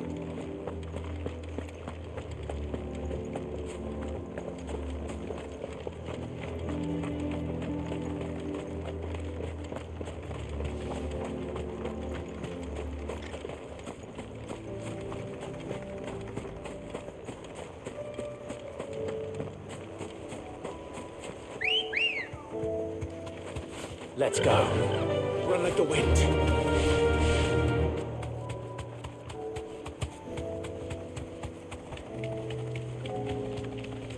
The meadows are vast. Where do we even start? Yote mentioned the coastline. We can start there.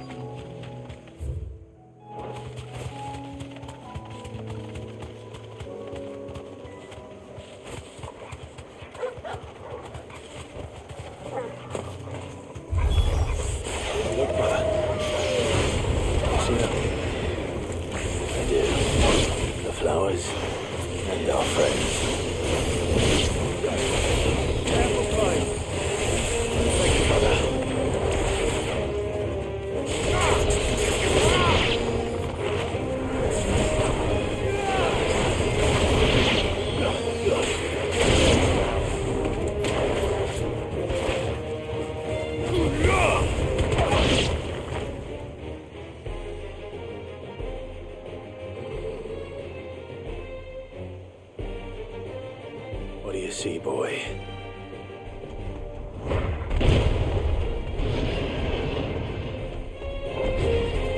Let's hope this is the last one. Only one way to find out.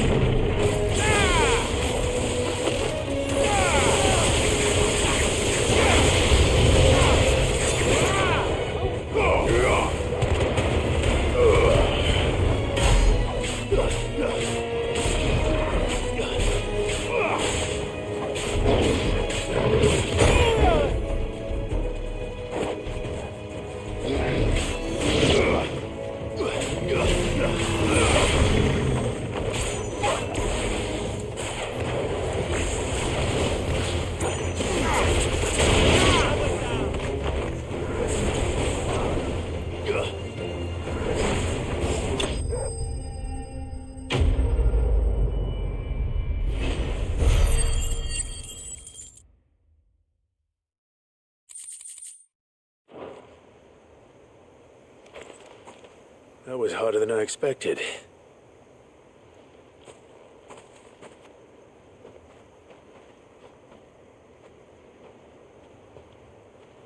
But Founder, it was worth it. They're beautiful. Do you think Jill will like them? She'll love them. Come on. Let's go.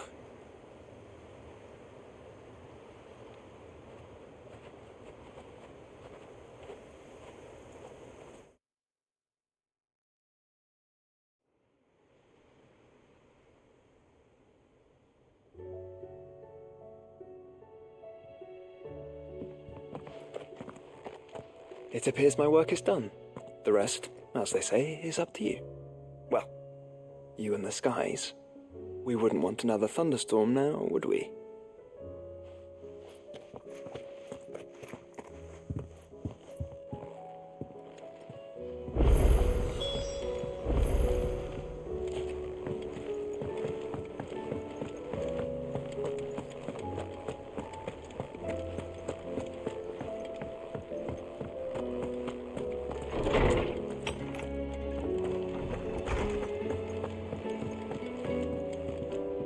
Jill, there's something I'd like to show you. There is? And where might this something be? It's, not here. Now, I know this is sudden, but how would you fancy a trip to Oriflamme?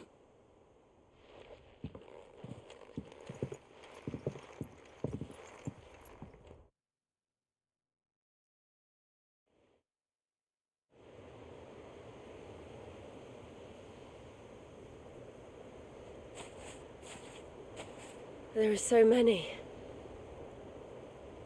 This is what you wanted to show me.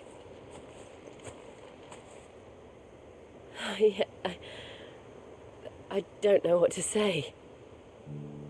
You don't need to say anything. The smile on your face is enough. We've been worried about you, Joshua and I. Do you remember when I took you to Man's Hill? Or tried to? How could I forget? You saw me crying and thought a change of scenery might lift my spirits. In the end, it earned me a nasty cough and a stern scolding from your mother. But I felt wonderful nonetheless. I'm sorry. I had no idea what I was getting us both into. But I couldn't bear to see you like that. Before we left, my chambermaid told me she'd overheard your mother talking about my marriage prospects with some of the noblewomen at court. They were debating whether it would be more profitable to marry me off to one of the high houses instead of saving me for the ducal line. No one thought to ask me what I wanted. I was nothing to them. A pawn at best. I felt so trapped, so lonely. I didn't know. But I wasn't alone. You were there. Your hand in mine as we ran for those oaks. And I knew then, no matter what happened, I would be all right. I'll never forget that feeling.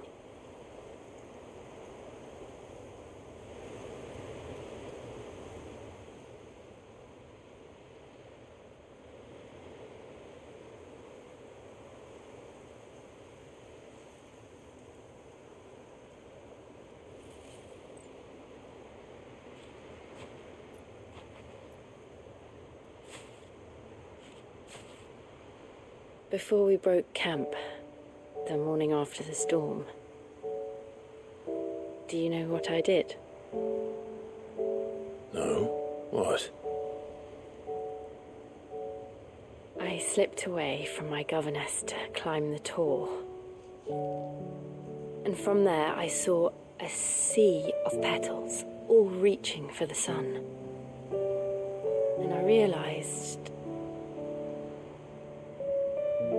that no matter how terrible the night, dawn would always come.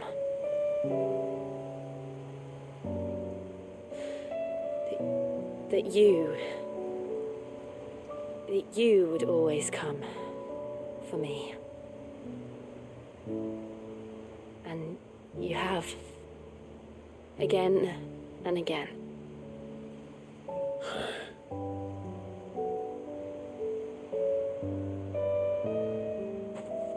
Where do you see us? When all this is over?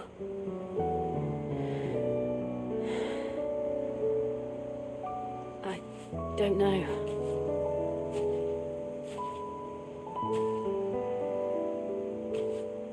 Not here, though. I think I've outgrown the twins. After everything we've been through, the realm just seems so small. I'll need some space to spread my wings. Then that's what you'll have. And I'll stop at nothing to see that you do.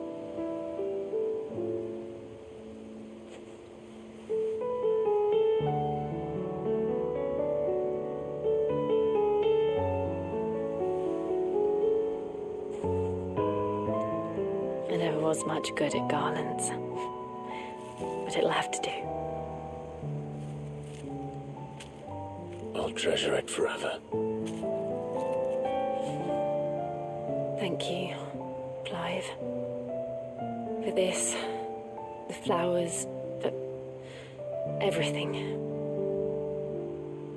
It's exactly what I needed. You are my treasure.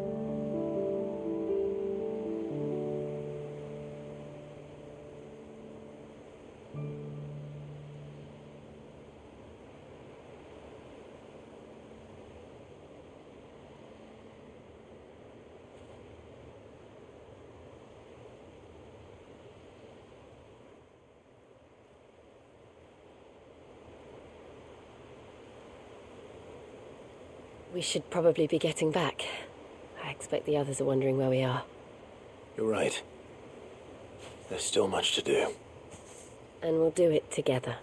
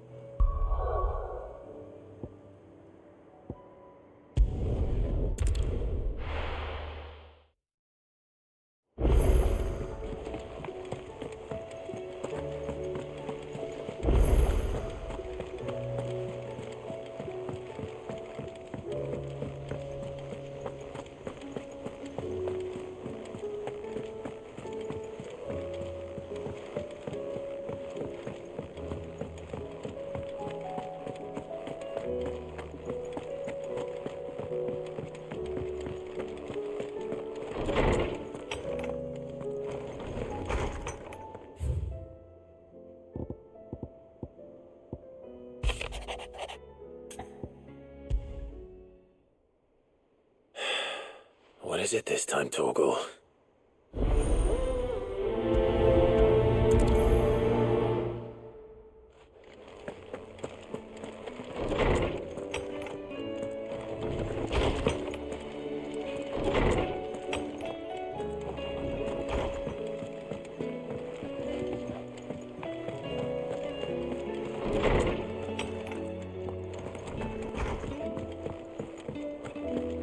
First the skies, then the crystal. What next? Say what you will, Lady Karen has seen our show.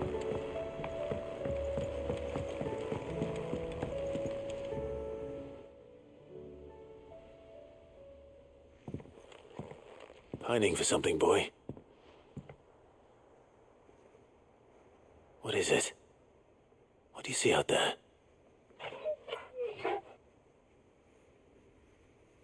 I never did ask where you got that anklet of yours. From Sid, that's why. On the day he brought him home. That long ago? And you're only thinking to ask this now? Sid saw that the pup had a habit of gnawing on his leg, since you ask. Clap that there iron on him to keep him from doing it. What was wrong, boy? I'll take like as not. Must have been hard on the poor whelp losing his loving masters at such a young age. Doubly hard in being a frost wolf, torn away from his icons and all. Sid would always tell him, you want that iron gone, you find what it is you're looking for. I reckon what he was looking for was you. I'm sorry, Torgal. Sorry for making you wait so long. Let's get that thing off you.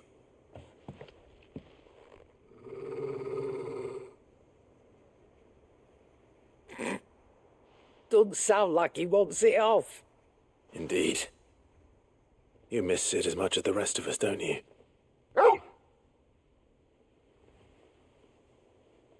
You want me to go with you somewhere?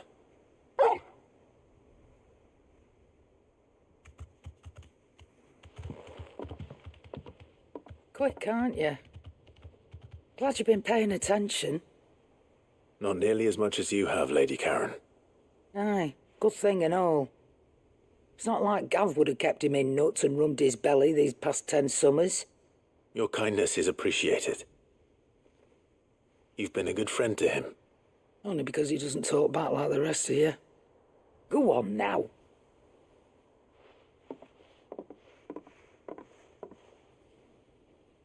Where to then, Torgal?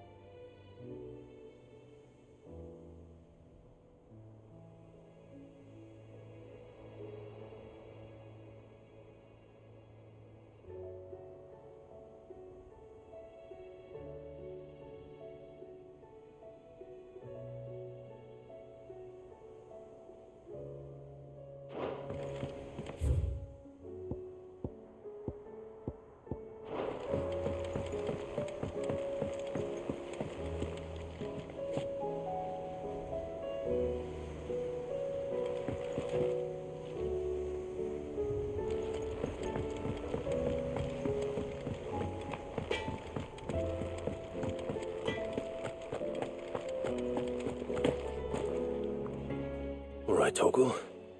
Where are you taking me? I'm going to need a little bit more than that, boy. Do you have a better hint for me? Unless you've already given me one. Back on the rear deck, you were looking west, toward Rosaria.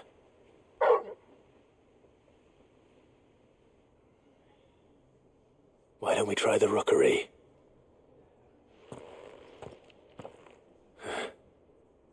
I haven't been to the island in almost 20 years.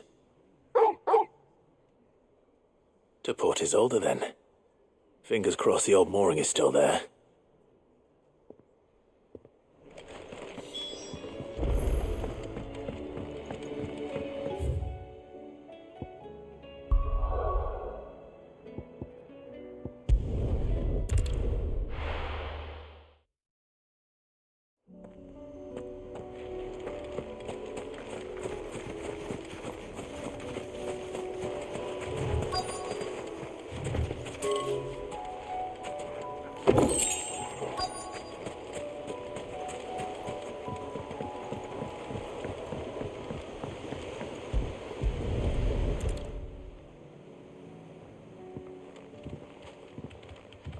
It's still here.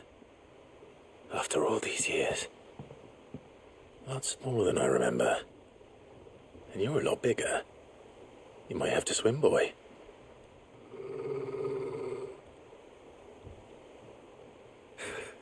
I wasn't being serious. You two go on without us. We'll be waiting here. Thank you. We won't be long. All right. Hop in, boy.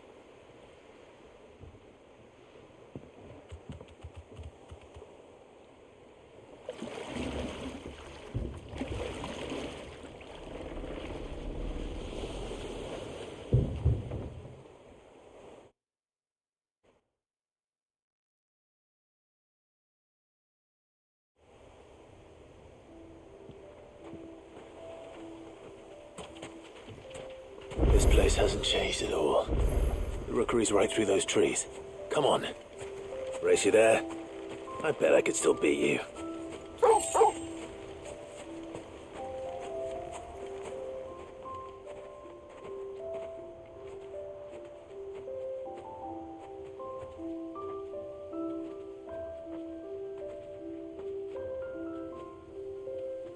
Here we are.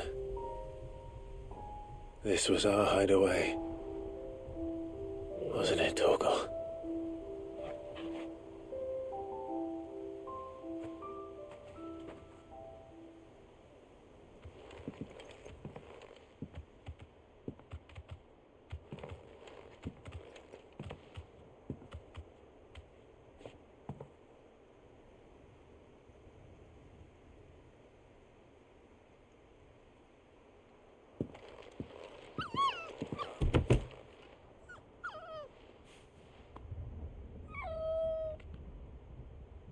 Coming here helped me to forget who I was.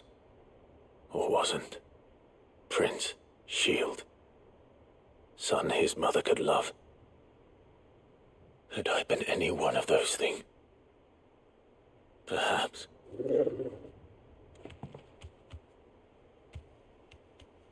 What is it, boy?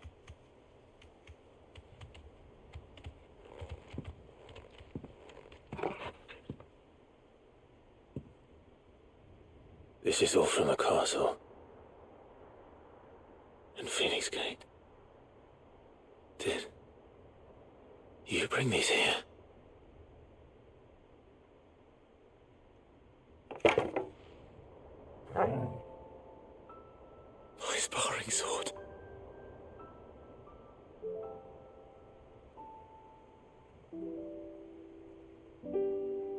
Well, well.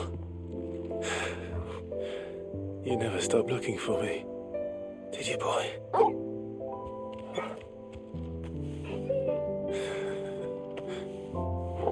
Thank you, Torgal. For never giving up. For never forgetting.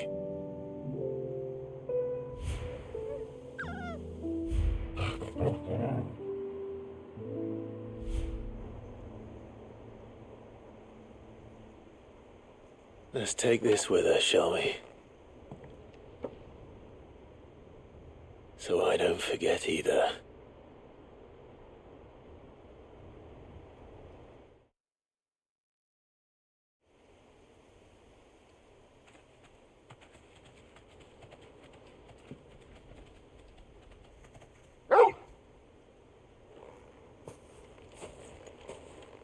That's not the way back to the boat, Torgal.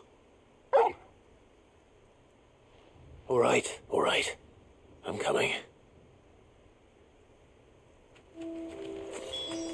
I think I know where we're going.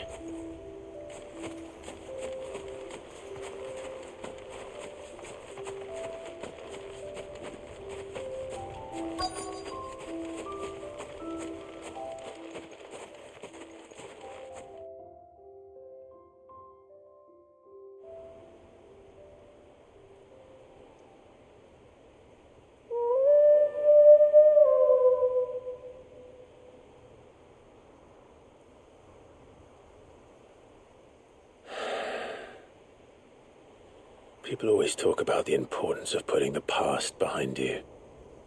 But without it, we wouldn't be who we are today.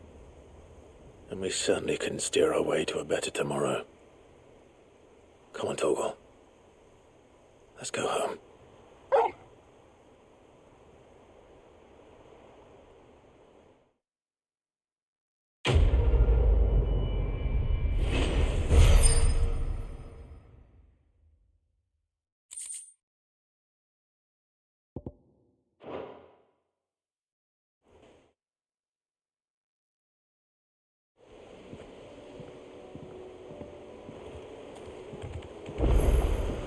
Sorry for the wait.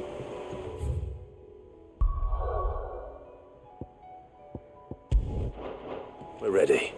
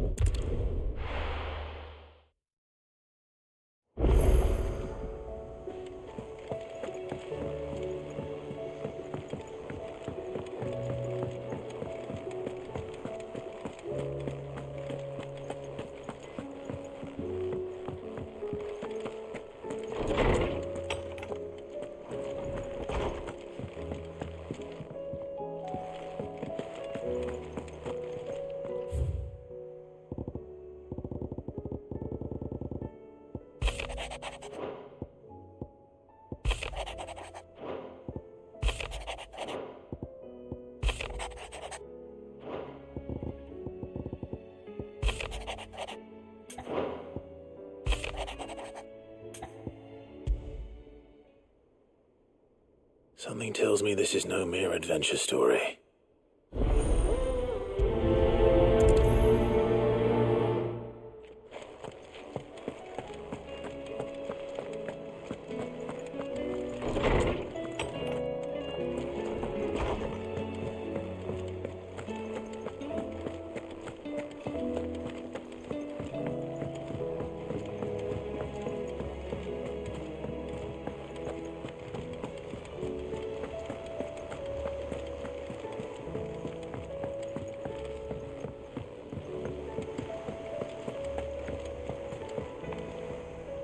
Vivian, I read your note, and I'd be happy to help you find the book you're looking for. Thank you, Clive. But tracking it down will not be easy. Are you sure? Please. You have always granted me your wisdom and insight whenever I asked. It's only right that I return the favor. Or at least attempt to. You are too kind. Alas, what I ask of you is rather more trying than delivering the odd lecture.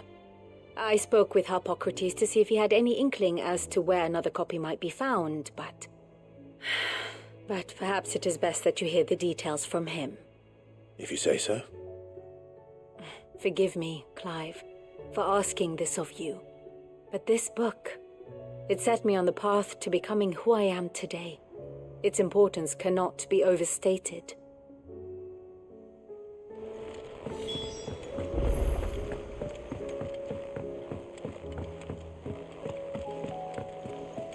There's something about it. I feel like it's calling to me.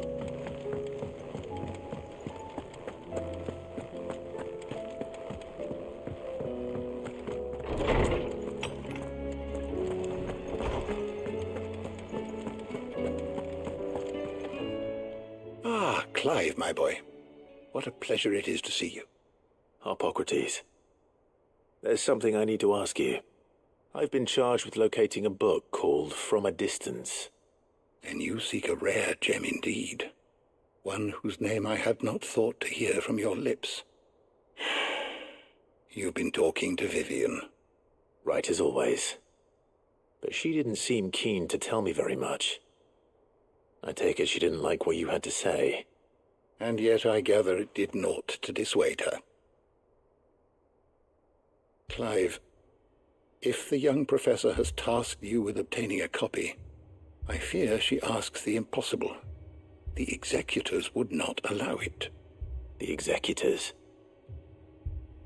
Coveters of Secrets. A clandestine organization committed to the collection and intenebration of forbidden texts and technologies. One such text being the tome Vivian seeks, chronicling as it does the true history of the enslavement of bearers, a tale which could overturn the established order were it ever to become widely known. Or, so rumor has it. I've never actually read the thing, or even set eyes on it for that matter. How is it that I haven't heard of this organization? Why, secrecy is the executor's watchword. They lurk in the shadows, emerging only to seize that which must be seized, be it books, inventions, or people, before disappearing again, leaving nary a trace. Which would explain why Vivian's copy was snatched from her grasp not long after she found it. By the hand of the executors, yes. But what drives them? Self-interest or ideology? A fine question. Sadly, all that is known of the executors can be recounted in a single breath. You may just as soon ask me of their origins, numbers, or the identities of their leaders. Any answer I give would be pure speculation. Then my hunt was doomed from the first. What was Vivian expecting? That I'd pluck it from thin air? Not from thin air, no. From ash. Rumors of the executors are rife among the scholars of Storm, but rather less so across the strait. I have a friend. Well, I had a friend in the village of Garnick, a collector of rare tomes, upon which subject we would oft correspond. Alas, I have heard naught from him since the skies fell dark. And no doubt he, too, has turned. But, though he did not mention it by name, it is possible that a surviving copy of From a Distance yet rests upon one of his many shelves, quietly awaiting discovery. If you were, by some chance, able to save even a single book from the poor man's library, I know his soul would rest easier. Very well. When I next find myself in Waloed, I'll be sure to pay Garnick a visit.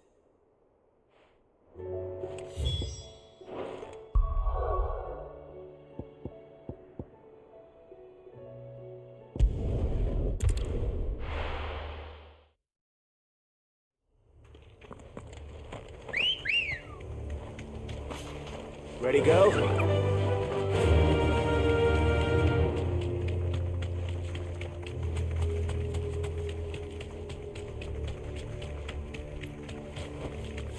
Thanks, Gal.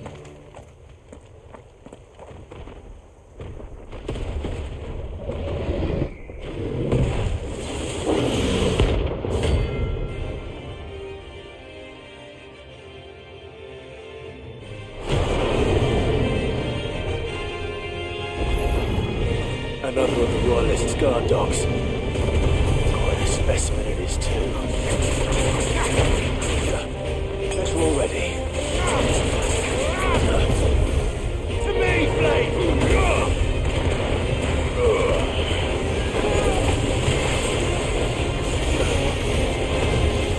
Too slow.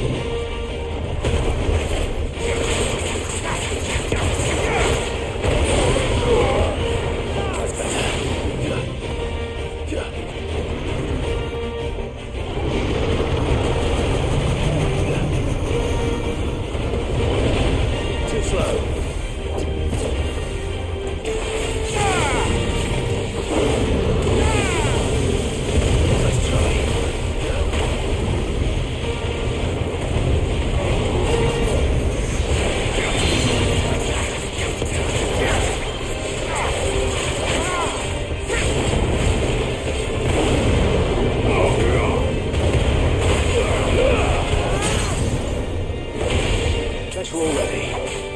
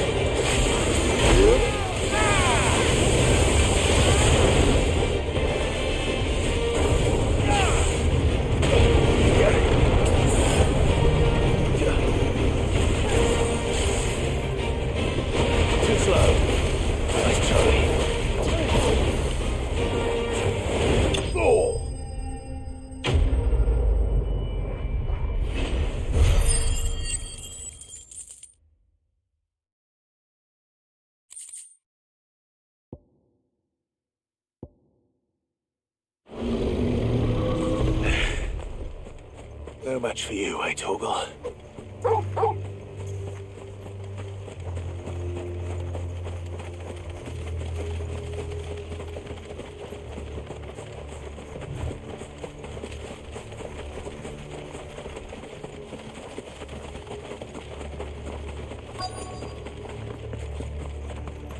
The entire village looks abandoned. Now, which house would a bookworm live in?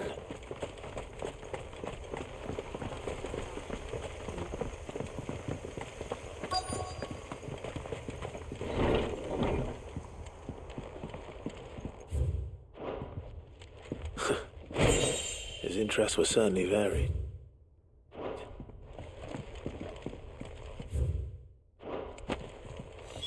This is it. But if what it says is true, I need to get this back to the hideaway.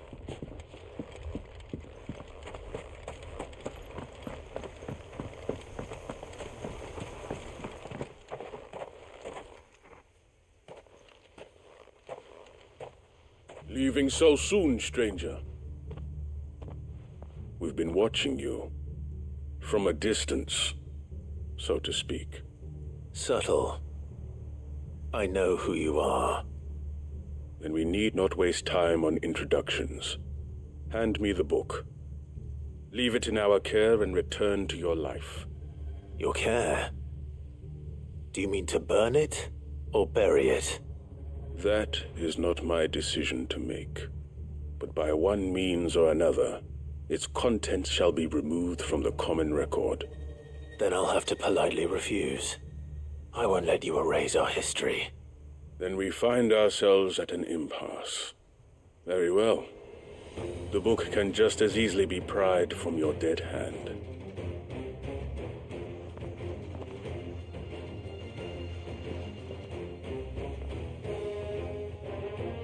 Let's see, shall we?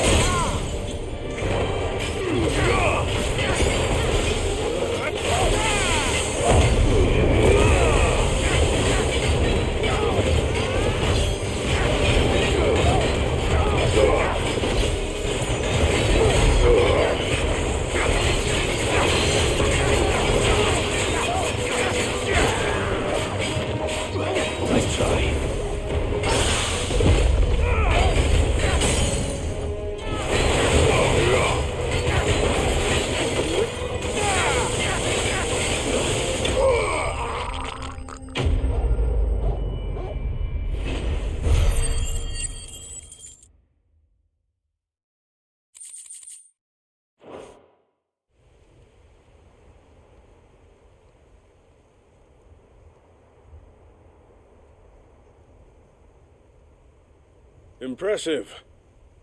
But we have other means. We shall claim the book yet. Why do you want it so badly anyway?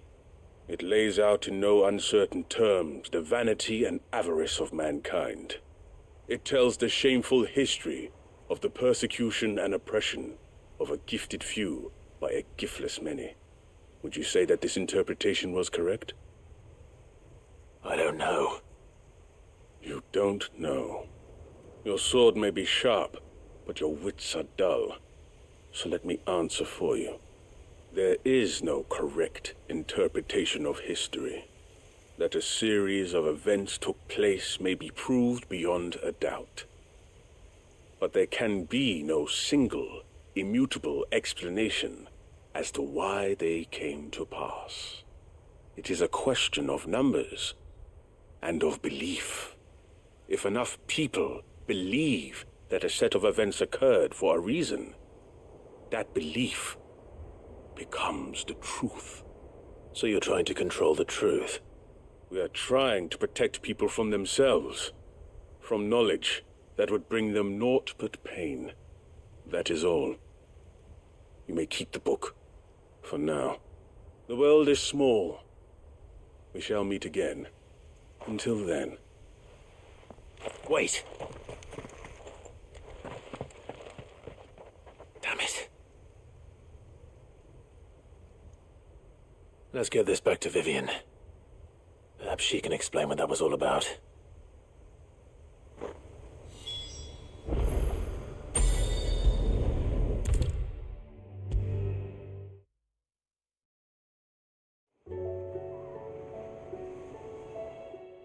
Vivian.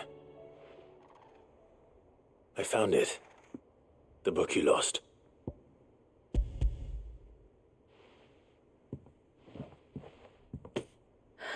You found it. Thank you, Clive. Even though I asked this of you, I was not entirely sure it would be possible. I feared the executors had seized every copy. I met with one of these executors, and I convinced him to let me keep it. He told me something. That the truth is just a matter of collective belief. And that if enough people believe a lie, that lie becomes the truth. It does. But it also means that the truth is not immutable. That it can be changed. Provided that those who wish to change it can convince enough people that their perspective is the correct one. As the sad history of the bearers proves. You said that the book inspired you to become a scholar. It did. Or its author, rather. She was a heretic, you see. A firebrand and a dissenter. A gallows stood ready for her in every corner of the realm. And by shunning society, or perhaps being shunned by it, she stumbled upon a truth so potent that an entire realm trembled at the prospect of its utterance. I, too, have always felt somehow set apart from the world of men. A stranger to my own species. She taught me that my solitude was not a curse, but a gift. And that, though my journey to the truth might be a lonely one, what I found at my destination would be more than worth the cost. Do you still feel that way? That you're not one of us? Honestly, I'm not entirely sure anymore. Since coming to the hideaway, I find my thinking somewhat clouded.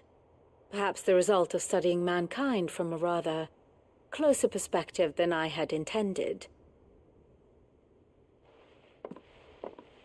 But the more I study, the more I find value in this perspective.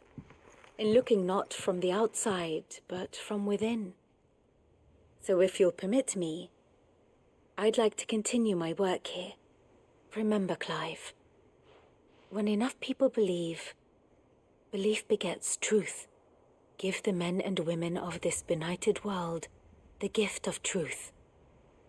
Make them believe in you, as I do. I'll try, Vivian. I'll try.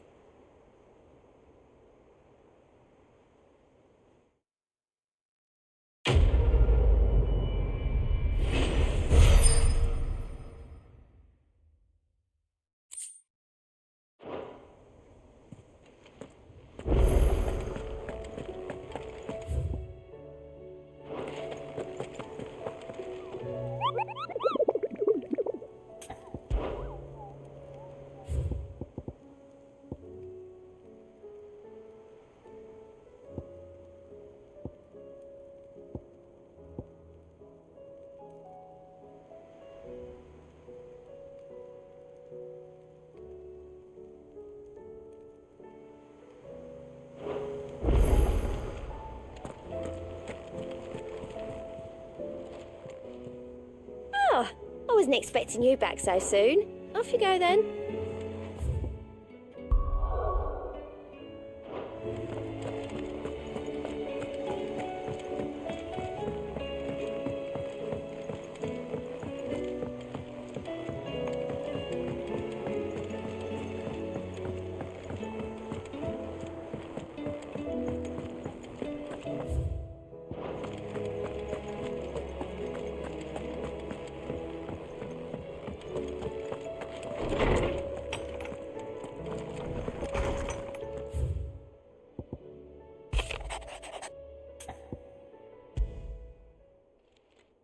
It's usually me making demands of Hippocrates. I wonder what this is about.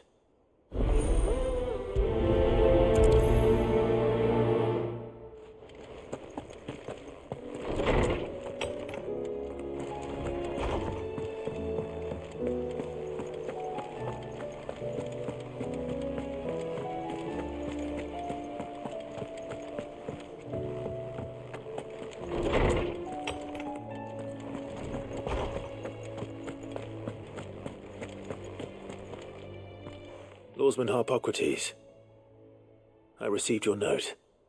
Ah, yes. I expect you're wondering what this is all about. You spoke of making amends with Dion, but I can't imagine what for. Then I should begin by telling you that I was once his tutor. This was some years ago, of course, before I joined Sid in his hideaway.